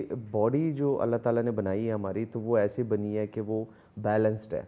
बैलेंस्ड मीन्स कि वो आगे पीछे से साइडवेज, तो सारी एक बैलेंस पोजीशन आप समझें कि बड़ा खूबसूरत पोस्चर अल्लाह पाक ने बनाया है। अब उसका ये होता है कि अगर मैं ऐसे बैठा हुआ हूँ तो और मैं ज़्यादा टाइम ऐसे ही लैपटॉप के ऊपर काम कर रहा हूँ, तो मैं अब वो जो नेचुरल मेरा पोस्चर है या नेचुरल बॉडी की पोजीशन है उसको मैं चेंज करके ये पोजीशन अडॉप्ट करूँ। अब ये अल्टीमेटली उस डायरेक्शन में जाना शुरू कर देगी, तो फिर अगर मैं उठूंगा भी, खड़ा भी होऊंगा, तो मेरी पोजीशन कुछ ऐसी ही होगी। और आपने बहुत सारे लोगों को ऐसे देखा होगा, और it is more related to the height as well, कि अगर किसी की हाइट ज़्यादा है तो उस पर ग्रेविटी का इफेक्ट ज़्यादा होता है, तो वो ज़्यादा ऐसे आदमी देखो जितने हाइटेड लोग हैं वो ज़्यादा, अगर वो जिम नहीं करते या फिर वो इस तरह की उनकी एक्टिविटी नहीं होती, फिजिकल एक्टिविटी नहीं है, तो फिर वो उस स्लाउच पोजीशन में चले जाते हैं क्योंकि उस पर ग्रेविटी का इफेक्ट ज़्यादा होता है। और उसमें स्पाइन के इश्यूज बहुत ज़्यादा होते हैं। और ये तो हम आगे और पीछे डिविएशन की बात कर रहे हैं। अगर हम साइड की डिविएशन की बात करें तो कुछ लोग साइड टेक लगा के बैठे रहते हैं। तो उसमें ये होता है कि स्पाइन की अगर साइड की डिविएशन हो तो उसमें हम कहते हैं स्कोलियोसिस, कि स्पाइन कर्व चेंज कर देता है, जो कि बिल्कुल स्ट्रेट होना चाहिए। आगे पीछे के कर्व्स तो हैं नेचुरल, लेकिन अगर वो साइडवेज कर लें तो साइडवेज में ये होता है कि एक आपकी जो चेस्ट है या आपकी रिब्स है वो एक साइड पे एक तरफ निकलेंगे, दूसरी साइड पे बन जाएगा। तो जब आप आगे झुकते हैं या वो करते हैं तो एक साइड ऊपर होगी, एक नीचे होगी। और वही क्या करती है कि मैकेनिक्स, हम कहते हैं हम बॉडी मैकेनिक्स, जो पोस्चर है ना, जो हम कहते हैं कि बॉडी की अलाइनमेंट, वो बेसिकली मैकेनिक्स है कि बॉडी जो जॉइंट्स की पोजीशंस हैं वो आया आइडियल पोजीशन में है या वो डिविएट हुए हैं अपने पोजीशन में।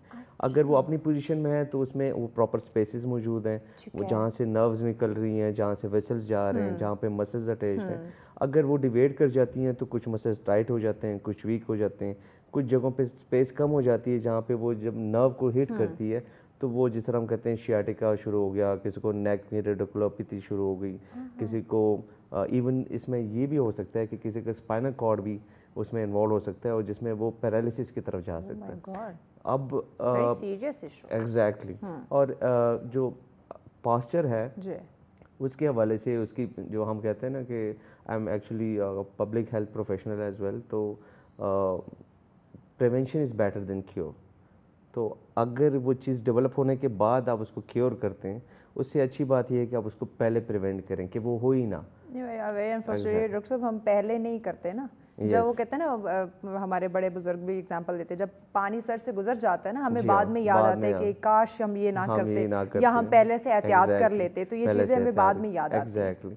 तो उसमें ये होता है कि आप इसकी एग्जांपल मैं अगर आप टेक्नोलॉजी से दे दूँ आपको, या फिर लेट्स से एक मोबाइल है, एक मोबाइल को आप, हम कहते हैं ना जब ले रहे होते हैं या बेच रहे होते हैं, हम कहते हैं ये खुला हुआ मोबाइल नहीं है, ये बिल्कुल बंद है, बेशक पुराना ही हो, लेकिन अगर वो एक दफ़ा खुल गया हो तो फिर हम कहते हैं ये तो खुला हुआ मोबाइल है, बेशक वो जितना भी नया हो, तो उसकी वैल्यू कम हो जाती है। तो इस तरह बॉडी में अगर आप ट्रीटमेंट के बाद ये एक्सपेक्ट कर रहे होते हैं कि आप 100% उसमें रिकवरी कर जाएं, तो उस तरह उसमें आना बहुत मुश्किल होता है। हाँ, लेकिन आप उसको प्रिवेंट कर सकते हैं कि उस कंडीशन या उस रिस्क में वो जाए ना आगे, और फिर वो चीज़ डेवलप ना हो। ठीक। अच्छा, हमने देखा है कि आजकल बच्चों को हमने गैजेट्स पकड़ा दिए हैं, मोबाइल फ़ोन दे दिए, उनकी फ़िज़िकल एक्टिविटी बिल्कुल ख़त्म हो गई है, और वो हर वक्त या तो टीवी के सामने बैठे रहेंगे, या फिर वो अपने मोबाइल पकड़ के, तो बस वही बात, यूँ उन्होंने बैठे रहना है। तो इससे उनका जो पोस्चर है, क्योंकि वो डेवलप हो रहा है, वो उनकी ग्रोथ का वो टाइम है, और बड़ी वो कहते हैं मुलायम हड्डी है, जिस तरफ जैसे उसको हम ढालना चाहेंगे वो ढल जाएगी। तो बच्चों के पोस्चर पे क्या असर पड़ रहा है? You are absolutely right. Actually जो ज़्यादा फ़र्क पड़ता है वो बच्चों के पोस्चर के ऊपर पड़ता है,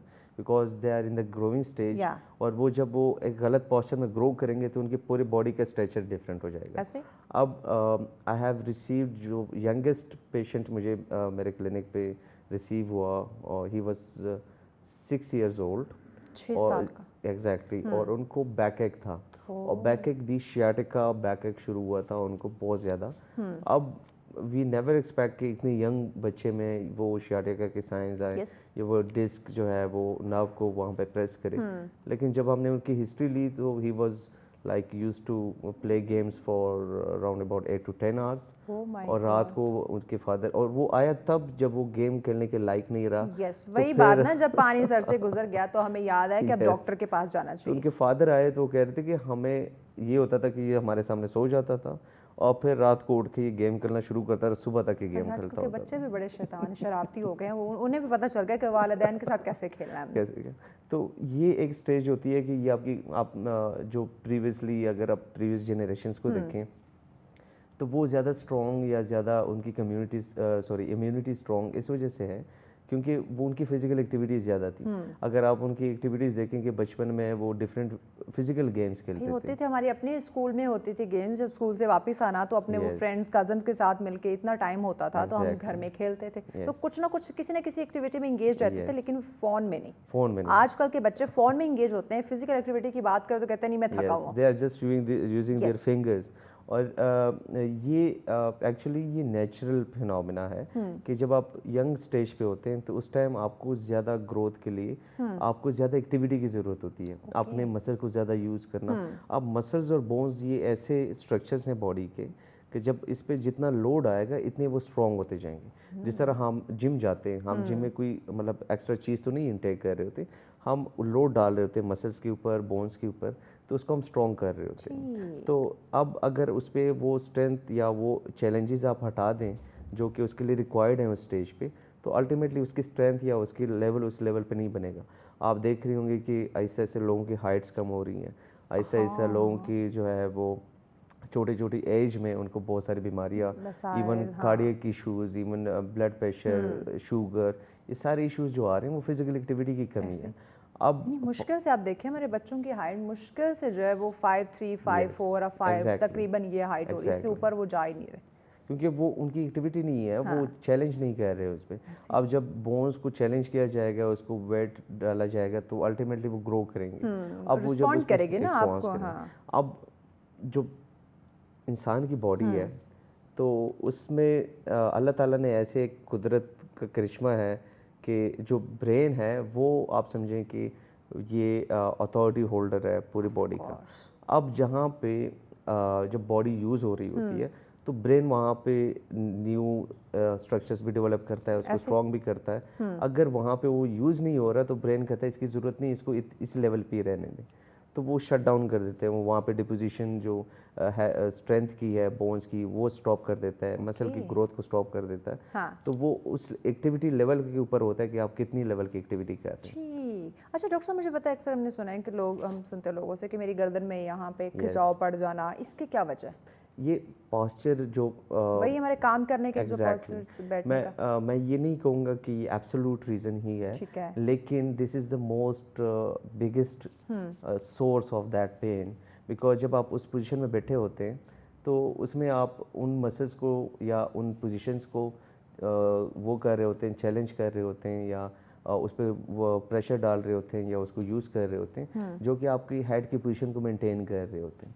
अब अगर आप जिस तरह मैंने आपसे स्टार्ट में बात की कि अगर आप स्कार्फ यूज़र्स हैं, या हम अगर मेल जो है ना वो टाई यूज़र्स हैं, वो टाई यूज़ कर रहे हैं, तो उनको ये करना पड़ता है, थोड़े से चिन को लिफ्ट करना पड़ता है। अब ये चिन लिफ्ट है वो बेसिकली आपकी अपर सर्वाइकल जो हम कहते हैं कि जो स्पाइन है उसको एक्सटेंशन में लेके जाता है, जिसको हम एक्सटेंशन मेडिकल टर्मिनोलॉजी में कहते हैं, जिसमें पीछे प्रेशर आ जाता है। अब वो प्रेशर आने से क्या होता है कि वो प्रेशर जो वहाँ पे नर्व्स है उस पर प्रेशर आना शुरू हो जाता है, वो इरिटेशन की वजह से मसल स्पैज़म में जाते हैं।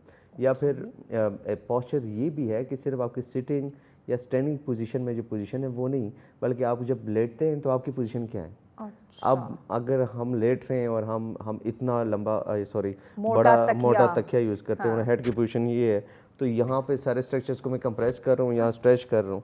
अगर मैं उल्टा लेट रहा हूँ तो नेक की पोजीशन मेरी ये है और मैं ऐसे लेटा हूँ, तो ये सारे फैक्टर, और फिर आप तो घंटों घंटों सोए रहते हैं। तो उसमें आपने देखा होगा कि मोस्टली लोग अगर नेक की प्रॉब्लम के हवाले से आते हैं तो कहते हैं कि हम सुबह उठे हैं तो हमारा नेक स्टिफ हो गया था या ये हुआ था। तो ये वाले इश्यूज हैं। यानी ना सिर्फ जब हम उठे हुए हैं जाकर हम काम करें, ना सिर्फ उस वक्त अपने पोस्चर का ख्याल रखना, इवन जब आप रात को सो रहे होते हैं उस वक्त भी आपको ख्याल रखना है। तो उसमें ये है कि आप सीधा जब आप लेटते हैं तो सीधे लेटने में आपकी तकिए की पोजीशन क्या होनी चाहिए, या साइड पे लेटते हुए आपकी पोजीशन क्या होनी चाहिए। तो देयर सर्टेन पोजीशन जो कि आप आजकल तो टेक्नोलॉजी का दौर है, तो आप कहीं से भी सर्च करके उसको आप देख सकते हैं कि वहाँ पे आपकी पोजीशन क्या होनी चाहिए। जो मेजर मैं एक पॉइंट की तरफ आना चाह रहा हूँ वो ये है कि जितनी टेक्नोलॉजी एडवांस हो रही है, जितनी हमारे पास टेलीकम्युनिकेशन या टेक्नोलॉजी के हवाले से जो गैजेट्स आ रहे हैं और जो सपोर्ट आ रहा है, वो सपोर्ट हमें एक तो सेडेंटरी लाइफस्टाइल की तरफ लेके जा रहा है। दूसरी बात यह है कि उसकी टेक्नोलॉजी की यूज़ की वजह से, अब लेट से पहले फ़ोन अगर होते थे तो उसमें हम फ़ोन कॉल या मैसेज के लिए यूज़ करते थे, तो उसकी ड्यूरेशन यूज़ की कम होती थी। लेकिन अब जब वो एक एंड्रॉयड फ़ोन्स आ गए या आईफोन आ गए, तो उसमें क्या है कि वो आप सारा दिन उसमें गेम्स भी खेल रहे हैं, आप पढ़ भी उसमें रहे हैं, आप वहाँ से लेक्चर्स भी वहाँ से उठा रहे हैं, आप उसमें सर्च भी कर रहे हैं, तो सारा दिन आप उस फ़ोन को यूज़ कर रहे होते हैं। अब फ़ोन यूज़ करने की भी एक पोजीशन है जो कि अगर आप फ़ोन को ऐसे यूज़ कर रहे हैं तो आप नेक के ऊपर आप ज्यादती तो कर रहे हैं अपनी गर्दन के साथ भी। रिसर्च बताती है कि अगर आप 10 डिग्रीज नेक की मूवमेंट ऐसे लेके जाते हैं तो आप 100% उस पर लोड ज़्यादा डाल रहे हैं, तो नॉर्मल आईसाइट भी वीक होगा। एग्जैक्टली। और उसके लिए ये अच्छी पोजीशन है कि आप फ़ोन को ऐसे पकड़ें और नेक की पोजीशन आपकी ऐसे हो, स्ट्रेट रहे, बजाय इसके कि आप जितना इसको नीचे लेके जाएंगे तो उतना ही मसल्स को वो वेट जो है ना वो उठाना पड़ेगा आपके हेड का। अब हेड जो मैं कहता हूँ कि किसी ने अपने किसी सोए बच्चे का या कोई भाई का या किसी आपने कोई सर उठाने की कोशिश की हो, तो it has a maximum weight. Yes. अब वो वेट अपने बच्चों का वो करते हैं ना, वो अगर कहीं टेढ़े मेढ़े सो रहे हो तो उनका सर सीधा करने के लिए तो अच्छा खासा भारी होता है।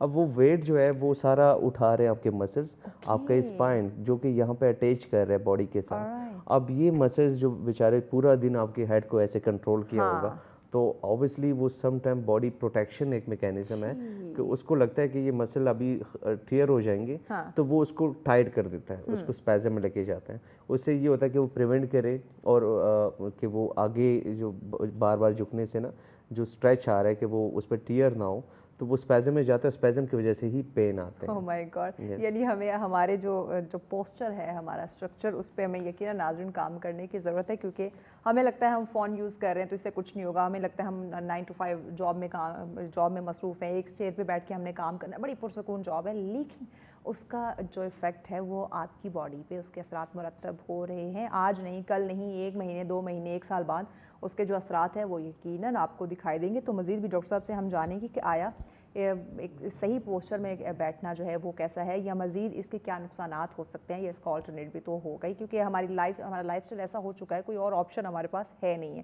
तो इस पर मज़ीद हम इनसे जानेंगे, लेकिन इस ब्रेक के बाद साथ रहिए। वेलकम बैक नाज़रीन, आप देख रहे हैं सच सवेरा। आज का तीसरा टॉपिक बहुत अहम है। जो हम उठते बैठते हैं, काम करते हैं, घर की बात करें, ऑफिस की बात करें, कहीं भी जा रहे हैं, तो आपका गलत पोस्चर जो है वो आपकी बॉडी को किन नुकसानात में मुब्तला कर सकते हैं, कौन से नेगेटिव असरात मुरतब हो सकते हैं, किस तरह से आपका पोस्चर जो है वो मुतासिर हो सकता है। क्योंकि इंसान की शख्सियत जो है वो यकीनन 110% जो है ना वो परफेक्ट होनी चाहिए, लेकिन हमारी छोटी छोटी गलतियों की बात करूँ या फिर इन्हें बड़ी गलती कह लें, लापरवाही कह लें, उसकी वजह से हमारा पोस्चर जो है वो डैमेज हो जाता है, जिससे यकीनन हमारी जो शख्सियत है वो मुतासर होती है। इसी पे बात करें, डॉक्टर मुस्तफ़ा हमारे साथ है। डॉक्टर साहब, मुझे बताइएगा, कुछ लोगों की आदत होती है सोफ़े पे बैठे हैं हमारी तरह या कुर्सी पे बैठे हैं, तो वो टांग पे टांग धर के चढ़ा के जो है ना उन्हें बैठने की बड़ी आदत होती है, या अपने आप को मॉडर्न दिखाने की वो कोशिश कर रहे होते हैं, या उन्हें लगता है कि वो बड़े कॉन्फिडेंट है इस तरह से बैठ के। तो आया कि ज़्यादा देर इस तरह से बैठे रहने से हमारे बॉडी पे इसके कोई नुकसानात हो सकते हैं? ओके, क्या कौन से नुकसानात हो सकते हैं? अब देखें, जो अगर हम पाँव के ऊपर रखते हैं तो बेसिकली हम क्या कर रहे होते हैं, जो हमारा पेल्विस है या हिप रीजन है उसको हम एक जगह पे ऐसे, आप समझे कि एक चीज़ ऐसे ही है जो कि अलाइंड है या न्यूट्रल है, और आप उसको ऐसे कर लेते हैं और उस पर आप बैठे हुए हैं, तो वो अगर आप लॉन्ग टर्म के लिए बैठे हुए हैं तो वो उसमें ऑब्वियसली आपको मसले शुरू हो जाएंगे। दूसरा, आपने ये देखा होगा कि आप एक पोजीशन में बैठे हुए हैं, कुछ देर बाद अनइंटेंशनली आप वो पोजीशन चेंज कर लेते हैं। अब वो तब होता है, वो ब्रेन डायरेक्शंस दे रहा होता है कि वहाँ पे जब थकावट सिग्नल देता है कि अब आपको पोस्चर चेंज करना चाहिए। उसमें ये होता है कि वो मसल जब थक जाते हैं और उसमें जब स्ट्रेस ज़्यादा आ जाता है तो ब्रेन सिग्नल देता है कि आप you should change the position. अब हम अनइंटेंशनली कर रहे होते हैं, हमें नहीं पता होता कि हमें वहाँ से, लेकिन एक्चुअली में वो आपका ब्रेन आपको सिग्नल कर रहा होता है। जिस तरह हम कहते हैं मेरा दिल किया, जैसे कि मैंने ऐसे कर लिया या मैं ऐसे इजी हो गया, या फिर मैं कुछ इस तरह सॉफ्टवेयर कंपनीज और इसमें जाके सेमिनार्स भी कर चुका हूँ। जो बेसिक आपने प्रिवेंशन की बात की, तो उसका एक स्पेसिफिक टर्म है, एक आप समझिए कि पूरी स्टडी है, दैट इज़ कॉल्ड अर्गोनॉमिक्स। अब अर्गोनॉमिक्स क्या है? अर्गोनॉमिक्स आपको बताती है कि अगर आप कंप्यूटर यूज़ कर रहे हैं तो कंप्यूटर आपको किस पोजीशन में यूज़ करनी है। आपने अगर इस सोफ़ा में बैठना है तो सोफ़ा की हाइट कितनी होनी चाहिए, आपकी बॉडी के हिसाब से होनी चाहिए। आपकी चेयर कैसी होनी चाहिए, उसकी पीछे जो सीट है या आपके सपोर्ट है वो कैसे होनी चाहिए, आपकी हैंड की पोजीशन क्या होनी चाहिए, आपके एल्बोस कहाँ पे होने चाहिए, आपके एंगल जो स्क्रीन के ऊपर है वो कैसा होना चाहिए।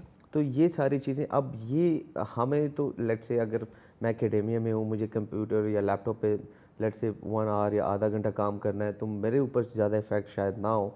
लेकिन वो लोग जो सॉफ्टवेयर, जिस तरह हमारे भाई साहब थे अभी सॉफ्टवेयर इंजीनियर हैं, he have to sit for like 10 to 12 hours a day, या घंटों लग जाते हैं, नहीं पता चलता। तो अब उसमें क्या होता है कि हम सॉफ्टवेयर हाउसेज जाते थे, हम वहाँ उन्हें सेमिनार्स ये करवाते थे कि आपने बैठना कैसा है, आपने स्टेशंस, वर्क स्टेशंस के ऊपर हमने काम किया, और अर्गोनॉमिक्स आपको वो स्टेशंस बना के बताता है कि आपने किस तरह बनाने हैं। अब उसमें अच्छा, मुझे लगता है डॉक्टर साहब इस वक्त ना तमाम तर ऑफिस में ना ये ट्रेनिंग की ज़रूरत है, उन्हें बताया जाए, क्योंकि ऑफिस वर्क इतना ज़्यादा हो गया है, हर इंसान आजकल जॉब की तरफ जा रहा है अपने बिजनेस, उसे बताना चाहिए कि आया तुम ऑफिस अपने जा रहे हो या आप जॉब कर रहे हो, तो ऑफिस में आपके बैठने का पोस्चर जो है वो क्या होना चाहिए, ये ट्रेनिंग तो मस्ट है। यस, और उसमें जो सबसे बड़ा पार्ट है वो आपके फर्नीचर का भी है। अब लेट्स से एक सेम टाइप की चेयर्स हैं, पूरा फर्नीचर तमाम तर ऑफिस का बदलना पड़ेगा अगर ये ट्रेनिंग शुरू होगी तो। अब इसमें ये है कि अब लेट्स से आपकी हाइट मेरी हाइट डिफरेंट होगी, मुख्तलिफ। अब चेयर हमारे लिए सेम है, तो अगर आपकी हाइट ज़्यादा है तो शायद आपको ऐसे बैठना पड़े, मेरी हाइट कम है तो मेरे पाँव हैंग हो रहे होंगे, ठीक है, या फिर अगर आर्म सपोर्ट नहीं है तो फिर मैं तो एडजस्ट करने वाली चेयर्स आ गई ना, आप अपनी हाइट के मुताबिक एडजस्ट कर सकते हैं। वही चेयर्स रिक्वायर्ड हैं, जिस तरह के आप अपनी हाइट के मुताबिक एडजस्ट कर सकें, या आर्म सपोर्ट आपके पास, जिस तरह इसमें आर्म सपोर्ट है लेकिन ये मेरे हाइट के हिसाब से मेरे ख्याल से कुछ ज़्यादा आर्म सपोर्ट है, क्योंकि मुझे ये करना पड़ रहा है। अब अगर नॉर्मल होता तो शायद मुझे इस लेवल पे चाहिए, ठीक है, जिसमें आर्म पड़े हुए हैं, जो आपके एल्बोज हैं और शोल्डर, यस, अगर आर्म सपोर्ट नहीं है और कोई कंप्यूटर यूज़ कर रहा है तो उसको ये करना पड़ेगा, शोल्डर को उठा के रखना पड़ेगा। अब ये शोल्डर को आप घंटों उठा के रखें, ये मसल यूज़ कर रहे हैं तो ऑब्वियसली उसमें मसला होगा। तो इस तरह अगर आपके कंप्यूटर या सॉफ्टवेयर इंजीनियर्स हैं, अगर समटाइम ये था कि जो कोरोना का पीरियड आया था, तो कोरोना में ये था कि उसमें वर्क फ्रॉम होम था। अब होम में तो आपको वो टेबल चेयर तो नहीं प्रोवाइड, हाँ, हर तो किसी के आपको घर में नहीं, मोस्टली हाँ, लोग के होते, exactly, लेकिन सबके घर में नहीं सबके घर होते में वो नहीं थे। टेबल चेयर जो ऑफिस के लिए और आप वैसे अगर काम होती कर भी तो सकते लोग उसमें जाके नहीं बैठते थे, चलो मैं बेड पे भी लेट जाता हूँ, कभी मैं सोफे में बैठ जाता हूँ, तो टेबल इधर पड़ी हुई है, सोफे पे ऐसे बैठे हुए हैं, कोई ऐसे काम कर रहा है, कोई ऐसे काम कर रहा है, कोई बेड पे लेट के। तो अगर अपने अपने तरीके हमने जो है ना वो इजाद किए हुए। जो मैं अब ऑडियंस को ये बताना चाहूँगा कि अगर आप किसी भी पोजीशन में बैठना चाह रहे हो और आपको पता है कि आपने लैपटॉप के ऊपर काम करना है या मोबाइल यूज़ करना है, व्हाटएवर जो आपका काम है, तो आपका बैक सपोर्टेड होना चाहिए। और उसमें सबसे बड़ी मतलब बात, आप टेक लगा के बैठे, एक तकिया रखें, दो तकिया रखें, अपने आप को सीधा करें, लैप में तकिया रखें, लैप में तकिया रख के आप वहाँ पे उसके ऊपर लैपटॉप रखें, वो जितना नीचे होगा आपको ये करना पड़ेगा। हम समटाइम ये करते हैं, सोफा पे बैठ के ना, छोटी टेबल होती है, उस पर लैपटॉप रख के हम ये कर रहे हो, ऐसे ही, तो इसमें हमने सारी बॉडी की पोजीशन चेंज कर। और एक करेक्शन मेथड है जो कि एक बहुत सिंपल मेथड है, उसमें ये है कि आपकी चिन जितनी बाहर जाएगी, आपकी बॉडी उसकी डायरेक्शन में जाएगी। आप उसको पीछे लेके जाएंगे, आप उतने सीधे होते जाएंगे। तो अच्छी बात यह है कि जब आप बैठे हुए हैं, काम कर रहे हैं, तो उसमें आपने जस्ट ये करना है कि चिन को पीछे ले जाके इस तरह करके बैठना है और इसी में आप काम करें अपना। और उसकी हम ट्रेनिंग के लिए अक्सर लोगों को, ये कि लोग कहते हैं कि हम कैसे ऐसे करेंगे और मुश्किल होगा, हम मेंटेन करें, कुदरती आगे निकली हुई तो हम उसको अब पीछे कैसे करें। अब उसमें ये होता है कि हम उन्हें कहते हैं कि एक सॉफ्ट बॉल लें या फिर कोई कपड़े के एक बॉल सा बनाएं, उसको यहाँ होल्ड करें और उसको जब वो प्रैक्टिस तो जब वो आप अनइंटेंशनली जब वो आप उसे गिरेगा तो आपको पता चलेगा मेरी पोजीशन लॉस होगी, तो फिर आप उसको पकड़ें, तो कुछ अरसे बाद फिर आप अडॉप्ट कर लेते हैं, आपको हर टाइम नहीं करना पड़ेगा। बड़ी अच्छी एक्सरसाइज है भाई, ये सारे बॉल लें एक ऑफिस में जितने भी जा रहे हैं और ये एक्सरसाइज करना शुरू कर, ताकि एटलीस्ट कुछ ना कुछ कोई पोस्चर आपका जो है वो सीधा हो। अगर लेट्स से वो ऑफिस में उनको ऑकवर्ड लग रहा है तो घर में प्रैक्टिस घर में कर सकते हैं। ड्राइविंग के दौरान भी बहुत ज़रूरी है कि आप जब ड्राइव कर रहे हो तो एक तो सीट आपकी बिल्कुल सीधी होनी चाहिए। अच्छा, कुछ लोग बिल्कुल या तो बहुत वो टेक लगा के या बिल्कुल स्टीयरिंग के ऊपर आए हुए होते हैं, मतलब मुख्तलिफ, या फिर एक साइड पे वही बात यूं एक साइड पे किया होगा, एक अपने अपने अंदाज में अपने अपने पोस्चर में ड्राइविंग कर रहे होते हैं। कुछ लोगों की ड्राइविंग भी ज़्यादा होती है, वो लॉन्ग आवर्स के लिए ड्राइव करते हैं, तो समटाइम आजकल जो गाड़ियाँ आ रही हैं तो मोस्टली जो मैंने देखा है पेशेंट्स में वो ये कि जो होंडा सिविक गाड़ियाँ हैं जो कि ज़्यादा नीचे गाड़ियाँ हैं, जिसकी सीट्स ऐसी कुछ हैं कि उसमें आपको ऐसे बैठना पड़ता है जैसे, और फिर आपको ये करके स्टीयरिंग बहुत अनकंफर्टेबल, तो ये देखिए मेरी बॉडी की पोजीशन क्या बनी। अब ये वाली पोजीशन को अवॉइड करने के लिए वो सीट सीधी हो, पीछे आप कुशन रखें। बेशक आपको वो लोग अक्सर ये पूछते हैं कि वो मल्टी डायमंड का फोम का या उसका ले लें, उसमें फिर मसला ये आता है कि आप हर एक बंदे की हाइट और वो तो सेम नहीं होती, तो वो कभी अगर आप रखते हैं तो कभी किसी के बैक के ऊपर बैक के ऊपर प्रेशर आ रहा होता है, किसी नीचे। तो अच्छी बात यह है कि जो नॉर्मल कुशन्स हैं आपके सोफा में जो आप यूज़ करते हैं, सॉफ्ट कुशन्स वो रखें, वो एडजस्ट हो जाते हैं। और आप लो बैक के नीचे लाजमी रखें और उसके साथ आप सीधे रखने की कोशिश करें। और ड्राइविंग के दौरान तो मेडिकेटेड भी मिलते हैं ना आपको, कुशन्स मिलते हैं ड्राइविंग के लिए। सॉफ्ट अगर है तो दैट इज गुड, लेकिन अगर वो हार्ड है तो उसमें ये है कि फिर आपके वो एडजस्टमेंट नहीं होगी हर एक के साथ। तो अच्छी बात ये है कि आप वो कुशन रख लें और चिन अंदर रखें। चिन अंदर रखते हुए आप ड्राइव करेंगे तो आपकी बॉडी सीधी रहेगी। और अगर आप चिन जैसे आउट करेंगे तो कोई भी पोजीशन ऐसी हो जिसमें आप चिन आउट कर रहे हैं, उसमें आपकी पूरी बॉडी की अलाइनमेंट चेंज हो रही है। ठीक हो गया। अच्छा, एक और चीज़ मुझे बताएं, हम अक्सर ख़वातीन की अगर मैं बात करूँ, मर्द हज़रात का मुझे इतना आइडिया नहीं, लेकिन ख़वातीन का देखें घर में जब काम कर रही होती हैं अक्सर वो बैठ जाती हैं नीचे। अब जब उन्हें उठना है तो किसी चीज़ की अब सपोर्ट चाहिए, वो ना कि इधर उधर किसी चीज़ की सपोर्ट ले, वो अपनी ही बॉडी की सपोर्ट लेती हैं और उठती हैं। क्या इससे भी आपकी बॉडी स्ट्रक्चर जो है वो मुतासिर हो सकता है? हाँ, हो सकता है। अब उसमें ऐसा है कि अगर किसी का लेट्स से लिम्स में कोई इशू है या किसी को बैक में इशू है और वो ग्राउंड पे बैठ के वो काम कर रहा है, तो सबसे पहली प्रिवेंशन तो ये है कि वो ग्राउंड पे बैठे ही ना। ओके, ज़मीन पे ना बैठे, कोई स्टूल रखें, कोई चेयर रखें, कोई सोफ़ा रखें, उस पर बैठें ताकि उससे उठने में आसानी हो। और साथ में एक्सरसाइज है। अब किसी भी मतलब मैं ये तो नहीं कहूँगा कि मतलब आप लाजमी किसी फिज़िकल थेरेपिस्ट के पास जाएं, लेकिन अगर आप किसी की फिज़िकल थेरेपिस्ट के पास जाते हैं तो वो आपको गाइड कर सकते हैं, आपको अच्छे तरीके के या अच्छे उससे रिलेटेड एक्सरसाइज बता सकता है। हाँ। और जितने आप एक्सरसाइज करेंगे, जितने अपने जॉइंट्स को आप मसल्स को बेसिकली स्ट्रॉन्ग करते हैं, उतना जॉइंट्स के ऊपर लोड कम होता जाता है। और उतने आपके जिस तरह अर्थराइटिस के इश्यूज़ हैं, तो अर्थराइटिस के बंदे को मैं कभी रिकमेंड नहीं करूँगा कि वो ग्राउंड पे बैठे, क्योंकि उठने में इतना स्ट्रेस वो जॉइंट पे आ जाता है कि वो डिजेनरेशन ज़्यादा हो जाती है। तो और एक मुझे अभी बार बार जहन में आ रहा था, लेकिन मैं वो भूल गया कि एक जो मेल्स का एक इशू है वो है कि जो वॉलेट है हम रखते हैं पीछे यहाँ पॉकेट में। अब वो क्या करते हैं कि जो पेल्विस है वो एक पेल्विस नहीं बना, ये बॉडी जो बनी है बेसिकली जिस तरह कार बनी होती है ना, डिफरेंट छोटे छोटे पार्ट्स को कनेक्ट करके कार बनी होती है जिसमें आप कोई रिप्लेस कर सकते हैं। तो बॉडी भी इस तरह बहुत सारे बोन्स और जॉइंट्स और मसल्स और इस सारे स्ट्रक्चर से बनी हुई है। तो ये जो पेल्विस बना हुआ है ये दो बोन्स है ऐसे बना होता है। जब आप ये पर्स रखते हैं और उसकी अक्सर हाइट ज़्यादा होती है तो आप ये पेल्विस को ऐसे उठा लेते हैं और अब उस पर आप घंटों बैठे रहते हैं, आउट कर रहे हैं। तो उसमें और फिर वहाँ से जो शाटिक नर्व है वो भी गुजर रही होती है। तो उसमें क्या होता है कि या तो शाटिक नर्व प्रेस हो जाती है, उसमें शाटिका शुरू हो जाता है जिसको आर्कोनिसा कहा जाता है, और या फिर ये कि वो पेल्विक पेन या स्पाइन की इवन डिविएशन आ जाती है। क्योंकि स्पाइन, अब ये देखें ना, ये हमारी छोटी सी लापरवाही है ना कि अगर आप बैठ रहे हैं, आपने बैक पॉकेट में अपना पर्स रखा हुआ तो वो आप निकाल के साइड पे रख के देना बैठें, जरा सी लापरवाही है। यस, या तो फ्रंट पॉकेट में रखें। तो ये कुछ चीज़ें हैं जिस तरह हम टाई पहन रहे हैं या जिस तरह आप लोग स्कार्फ पहन रहे हैं या कोई बुर्का पहन रहे हैं, तो अगर आपको लग रहा है कि उसमें आपको नेक के इश्यूज आ रहे हैं तो आप चिन को टक इन रखें, थोड़ी सी एक्सरसाइज करें, मोबिलिटी और स्ट्रेचिंग एक्सरसाइजेज, वॉक, स्विमिंग सबसे बेस्ट एक्सरसाइज है। आजकल तो वैसे भी समर है तो swimming is the best exercise. तो आप वो करें। आपने देखा होगा कि अगर यूरोपियन को आप देखते हैं या फिर आप बाहर के जो हम कहेंगे, सिंपली मैं ये कहूँगा कि जो फिरंगी हैं, ठीक है, तो उनको आप बहुत फिट पाते हैं। क्यों? ओल्ड एज में भी आप देखते हैं 80 इयर्स में, 90 इयर्स में, they used to be very fit.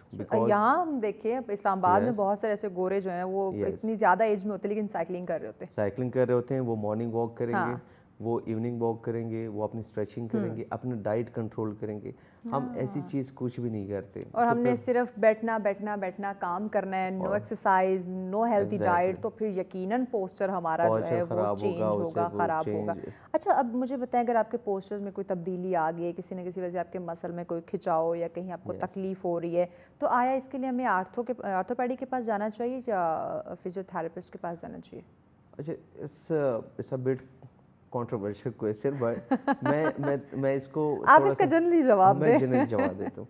अब इसमें ये है कि अब देखें यहाँ पे पाकिस्तान में चूँकि अवेयरनेस उस तरह नहीं है, वैसे ये होता है हम कि पेन किलर पे आ जाते हैं। हम ना आर्थो के पास जाते हैं ना थेरेपिस्ट के पास, हम पेन किलर खा लेते हैं, वो भी बिना किसी डॉक्टर के पास किसी की रिकमेंडेशन। हाँ, वो हमारी पुप्पो या खाला कह रही होंगी कि ये टेबलेट मुझे फलाना डॉक्टर ने दी थी, बड़ी अच्छी थी, तो आप भी ले लें। अच्छा, तो मैं इसको थोड़ा सा ऐसे बताना चाहूँगा कि अवेयरनेस नहीं है। तो अवेयरनेस अब बाहर कैसे होता है कि वहाँ एक सिस्टम डेवलप है। अब वहाँ पे ये होगा कि पहला कांटेक्ट पर्सन जो होगा वो होगा जनरल फिजिशियन। जनरल फिजिशियन के पास जाएगा पेशेंट, जनरल फिजिशियन डिसाइड करेगा कि इसने किसके पास जाना है। अब वो जनरल फिजिशियन उसको फिजियो की तरफ रेफर कर रहा है या ऑर्थोपेडिक के पास। क्या सियासी जवाब दिया इन्होंने, जनरल फिजिशियन पे डाल दिया सारा कुछ कि वो आपको बताएगा, सजेस्ट करेगा कि आपने किसके पास जाना है। लेकिन पाकिस्तान में ऐसा है कि मेरे ख्याल से अगर माइनर इश्यूज हैं, आप ऑर्थोपेडिक के पास आप मेरे ख्याल से तब जाना चाहिए जब कोई फ्रैक्चर है, कोई मेजर ट्रॉमा हुआ है, कोई सीरियस इंजरी हुई है और वो एक्यूट इंजरी है, ट्रॉमेटिक है, तो आप ऑब्वियसली इमरजेंसी जाएंगे, ऑर्थोपेडिक उसको डील करेगा। अगर आपको बॉडी एक्स है, कोई मसल का जॉइंट का, आर्थराइटिस या इवन फॉलेज, ये जो है, ये आप फर्स्ट कांटेक्ट पर्सन आपका फिजिकल थेरेपिस्ट होना चाहिए। अब फिजिकल थेरेपिस्ट देखें, आप समझें कि वो जनरलाइज उसको देख रहा है। अगर उसको लगता है कि यहाँ पे कोई स्पेसिफिक ऑर्थोपेडिक से रिलेटेड कोई इशू है तो उसको रेफर कर देगा। ये हमारे क्राइटेरिया में है। ये जो मैंने जिक्र किया कि हम किसी डॉक्टर के पास नहीं जाते, हम पेन किलर खा लेते हैं, तो आया ये मुसलसल पेन किलर खाते रहना, ये इससे क्या कॉम्प्लिकेशंस हो सकती हैं? इससे ये होता है कि देखें, पेन किलर के एग्जांपल मैं ऐसे दूंगा कि लेट से एक बाहर आपके घर के बाहर एक बंदा खड़ा हुआ है और वो आपको बार बार एक बेल बजा के बुलाना चाह रहा है। आप क्या कर देते हैं, वो वायर काट देते हैं ताकि आपको पता ही ना चले कि वो बंदा बाहर, कि आपको वो बंदा बाहर खड़ा है। अब पेन, आजकल की रिसर्च ये बताती है, और बल्कि ये अभी जस्टिफाइड भी है कि pain is a very beneficial thing. वो क्यों है? पेन आपको बताता है कि कोई मसला है। अगर वो पेन आपको ना हो, जिस तरह स्पाइनल कॉर्ड, आपको मैसेज कन्वे किया जा रहा है कि आपकी बॉडी का फ्लाई हिस्सा जो है इसमें अगर मुझे घुटने में दर्द हो रहा है तो यहाँ कोई मसला है। जिस तरह स्पाइनल कॉर्ड इंजरी के पेशेंट्स में, उसमें ये होता है कि जहाँ से स्पाइनल कॉर्ड इंजर्ड हो जाता है, उससे नीचे उसको ना पेन की सेंसेशन आती है, ना सेंस, कोई भी सेंस की फीलिंग नहीं होती। तो उसके अगर आप पाँव काट भी दें या कोई मसला भी हो जाए तो उनको नहीं पता चलता। तो अब पेन आपको बता रहा है कि हाँ आप जिंदा हैं, आपको यहाँ पे मसला है, इसको डील करें। अब पेन किलर क्या करता है, उस पेन के सिग्नल को ब्लॉक कर देता है, कनेक्शन कट कर दिया ना। लेकिन वो तब तक होता है जब पेन किलर का असर रहेगा। जैसे असर खत्म होगा, लोग कहते हैं हम पेन किलर लेते हैं, कुछ देर बेहतर रहता है कुछ टाइम के लिए, फिर जो है ना दोबारा शुरू हो जाता है। या सम टाइम कुछ कंडीशंस जो माइनर होती हैं वो ऐसी होती हैं कि वो आप पेन किलर लेते हैं, उसी ड्यूरेशन के दौरान वो खुद ही हील हो जाती हैं। वो डॉक्टर साहब पैगाम क्या देंगे आप नाज़रीन को? मैं ये पैगाम देना चाहता हूँ नाज़रीन को कि एक तो आप अपने पॉस्चर के ऊपर काम करें, खुदा रहा थोड़ी सी फिज़िकल एक्टिविटी स्टार्ट कर लें, और जो आपकी टेक्नोलॉजी का यूज़ है, जो कंप्यूटर का यूज़ है, मोबाइल का यूज़ है, वो करें, बेशक करें, लेकिन प्रॉपर एर्गोनॉमिक्स के साथ करें। ठीक हो गया। Thank you so much doctor Mustafa साहब, आपने वक्त दिया। यकीनन नाज़रीन, हमने कोई भी काम करना है कि ज़िंदगी गुजारने के लिए यकीनन आपको हलचल तो करनी पड़ेगी, मेहनत तो करनी पड़ेगी, मुशक्क़त दरकार है, लेकिन अपनी सेहत का ख्याल रखना बड़ा ज़रूरी है। साथ साथ फ़िज़िकल एक्टिविटी का होना ज़रूरी, जो कि इस वक्त बिल्कुल ख़त्म हो चुकी है, जिसके बिना पर बहुत सारी इश्यूज़, बहुत सारी तकलीफ़ें जो है वो हमें बर्दाश्त करनी पड़ी हैं। तो इन तमाम तर तकलीफ़ों से बचने के लिए थोड़ी सी मेहनत जहां ऑफिस के लिए करते हैं, वहीं पे अपनी बॉडी के लिए, अपनी हेल्थ के लिए कर लें, तो दोनों चीज़ें जो है वो आप साथ साथ लेके चल सकते हैं और ख़ूबसूरत खुशहाल ज़िंदगी बसर कर सकते हैं। इसी पैगाम के साथ हमें इजाज़त दीजिए। अला नेगहबान।